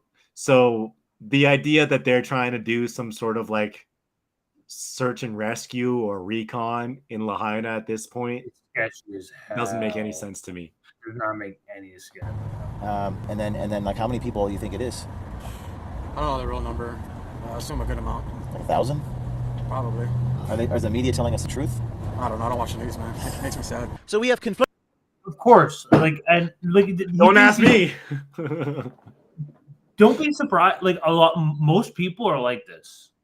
Most people are like I was. So there's like construction going down like down my street, and there's like a couple like graffiti artists down there that I was talking to, and he was like I just managed to bump myself into this conversation, and he's like yeah, I don't talk about politics. There was someone like talking to someone else like, yeah, I don't talk about politics, man, or whatever. He's like it's just a downer. He was like asking me like, oh, who do you support, something like that. He's like no, I'm apolitical. I don't really care. But it's the what they're doing with the kids, man. It's the kids shit that bothers me the most. That's what that's my red line. That's where I'm just like, no, man. But other than that, like I don't really care. It's stuff like he literally said that. So like I mean like there's a lot of people who don't really pay much attention. They're just like kind of like hyper focused on a couple or Stu voters, yeah. Yeah. So like, and that's how we end up with stuff like this. Conflicting reports between the sheriff and the police and the National Guard. One of the National Guardsmen being a police officer here in Lahaina, clearly a violation of the First Amendment. If we want to stop and do like a news report on the side of the road, they won't allow us to do that. You would be able to do it where it's not in front of the burn zone. So I spoke with Maui Police Department here wearing a hidden camera and asked, how is any of this compatible with the First Amendment? The officer gave me a very strange reply saying, well, you can record, But you can't record. I asked the police officer, how is this compatible with the First Amendment? Why not in front of the burn zone? Because usually that's the perimeter where they shut down. I don't know if there's anything set up for journalists. No. You can record whatever you want. We're not going to stop you. Yeah. But if you're stopped inside of the burn zone area, they're going to tell you to move because of the proclamation. The burn zone being the shoulder of the bypass? Right. Would you get like arrested if you did it, or what's the penalty? Preferably, we don't want to arrest, but usually on the second offense because it is within the proclamation. Is it normal for the governor? You said it was under the proclamation. Is it normal for the governor just to like unilaterally sort of change the landscape of the law in Hawaii? Is that something common? Would probably be a question for him. I don't have his phone number. So, like, pause it really quick. So we're 'cause standing I know I've been doing this for a while, but I just want to summarize what this cop's saying. Okay, so they made it a crime to this proclamation is for real. I looked it up. I'm not going to bother sourcing it right now, but I looked it up. It's for real. It's really vague, but it does say like that people can be tried for misdemeanors for violating this proclamation. Doesn't say that they can't take photos, doesn't say they can't take videos, just says that they can't, that they can violate that proclamation and they'd be charged as a misdemeanor. So all these cops are doing is just like they're puffing their chest or be they're puffing their chest. They were Exactly. given an order. They were given a specific order. Do not let people fucking record here. And they're not gonna let. It's fucking crazy that cop was saying that he arrests people on the second time he asked them to stop, using the First Amendment. Like, yeah, like you can straight up saying that he arrests people for the First Amendment. You have 2 free speech lives, and if you lose both of them, you go to no, you have 1 free speech life. Oh you yeah, have 1 free speech life. You do it again, then you have 1 free bingo arrested. free speech. And then you lose it after that. You go to jail. Inside the boundary where the sheriff said that we cannot film over there, but we believe that we can walk over there and film. So that's what we're going to do. We're going to walk a few hundred meters over to this shoulder on the public bypass road highway where a lot of people drive on and continue with our video reporting of this burn zone. The sheriff's told me the burn came all the way here. This is the perimeter. The burn came all the way here. From there, from Lahaina, the town, it came all the way here. And they don't want people like us taking video or photos here, right? Yeah, well, I was parking inside the middle of the area yesterday because I was on the phone. Yep. Yeah? Yeah. And they came up to me, so I can't park there. I told them I'm on the phone, I'm parking outside the road. They told you can't even park there, you live right there. Yeah, I'm parking the road, but I had a phone call, so I parked on the side in the safe area over there, yeah? On the pavement. Yeah. Yeah, and they came up to me and told me I can't park there. What did you do? I told him that he's dismissed. You told him he's dismissed? Yeah. And what did he say back?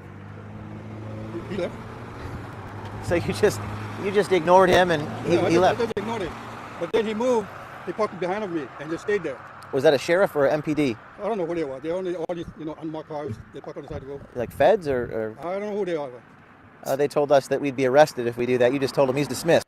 We showed like remember we showed videos of people saying that they saw like federal agents there.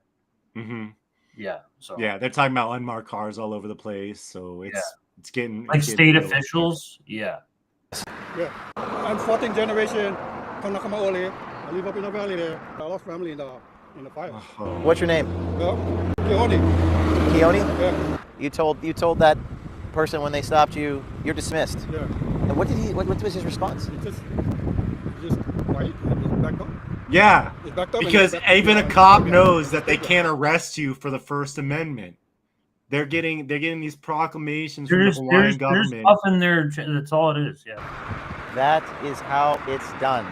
So I'm with attorney Mike Yoder, who's decided to file a lawsuit in light of some of these revelations. Mike, what do you have intend to since do? filed this lawsuit. The first and most important thing is just so people in Hawaii and Lahaina understand that what we're trying to do is ensure that the land that they are so, sincere about and that they care so much about isn't taken from them a second time. A lot of the animosity and hostility is understandable based on the history and the culture that is very deeply rooted in Hawaii. But if we don't have the freedom of the press, we don't have the freedom of speech, and people are kept in the dark as to what the government's doing and what is going on, then there's no way to ever have a people-led or people-controlled society. So the first step we're going to take down is the suppression of electronic media, make sure people are able to speak freely. Second step is to take out the criminal provisions of people exercising their rights that are guaranteed under both the U.S. Constitution and the Hawaiian Constitution. And when are you filing this lawsuit? About 5 minutes from right now. And where are you filing it? Federal court. And this is the statute, the revised statute that we've been hearing about? Revised statute 127A-13 is where the provisions are. They're criminalizing it under section 29, which doesn't have a single clause that prohibits anything that we did today or yesterday. So we will get to the bottom of it. And that was that part of the statute where he said that it's a misdemeanor and you can't be on the side of the road. Which one is it? Sorry. No. I believe it's right here. Emergency period infractions, violations, and misdemeanors. Okay. It's a misdemeanor to violate any provision of the chapter, but it doesn't point to which section of the chapter out of the 32 that exist, and then some of which have 13 to 20 subsections under each, so it's like shooting in the dark as to guessing what you did wrong, which also violates the 14th Amendment and your due process rights to know what you're being accused of doing. And if people want to support you, how can they do that? You guys can go to MauiLegalPreservationFund.org. I'm not taking $1 from any of the people here. I'm representing them entirely for free. I'm also not doing it on contingency. There's nothing that's coming out of these people's pockets. It's mainly to preserve and protect their land, and we're doing it through a nonprofit, People Help the People, Inc., which is a Hawaiian business that we have registered here, and we're just trying to make sure that the government is kept in check. Otherwise, they will go unhinged.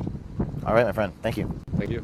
Reporting from Lahaina, Hawaii, this is James O'Keefe with OMG Recording, even though I am not supposed to. I'm already thinking about ways for the state to acquire that land so that we can put it into workforce housing, to put it back into families, or to make it open spaces in perpetuity as a memorial to people who were lost.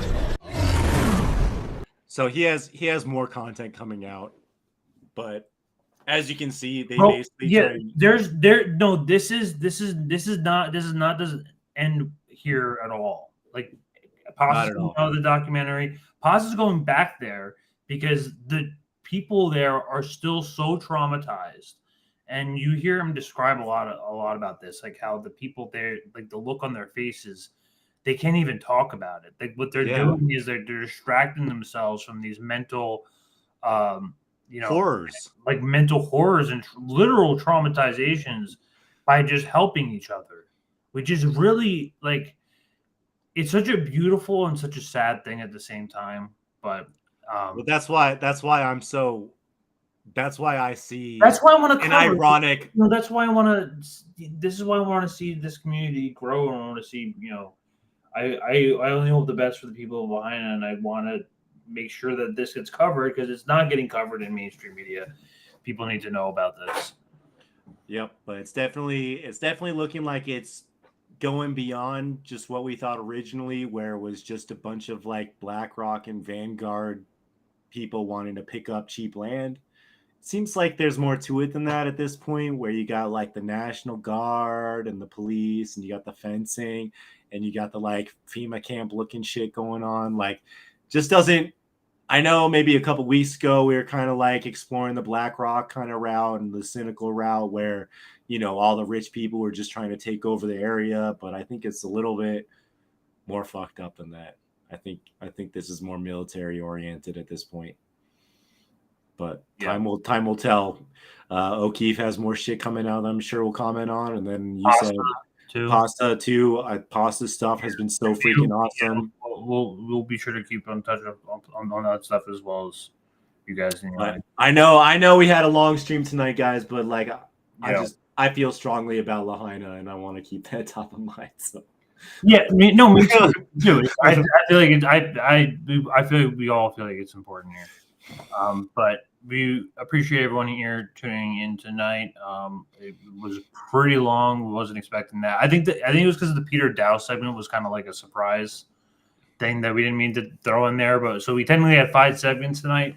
We'll be surprised. We're going long runs now, I guess. But like, lastly 9/11 was 4.5. This one's almost 4. Hopefully the next one's a little bit shorter. I don't know. But I mean, I'm not so like against like, doing regular analysis.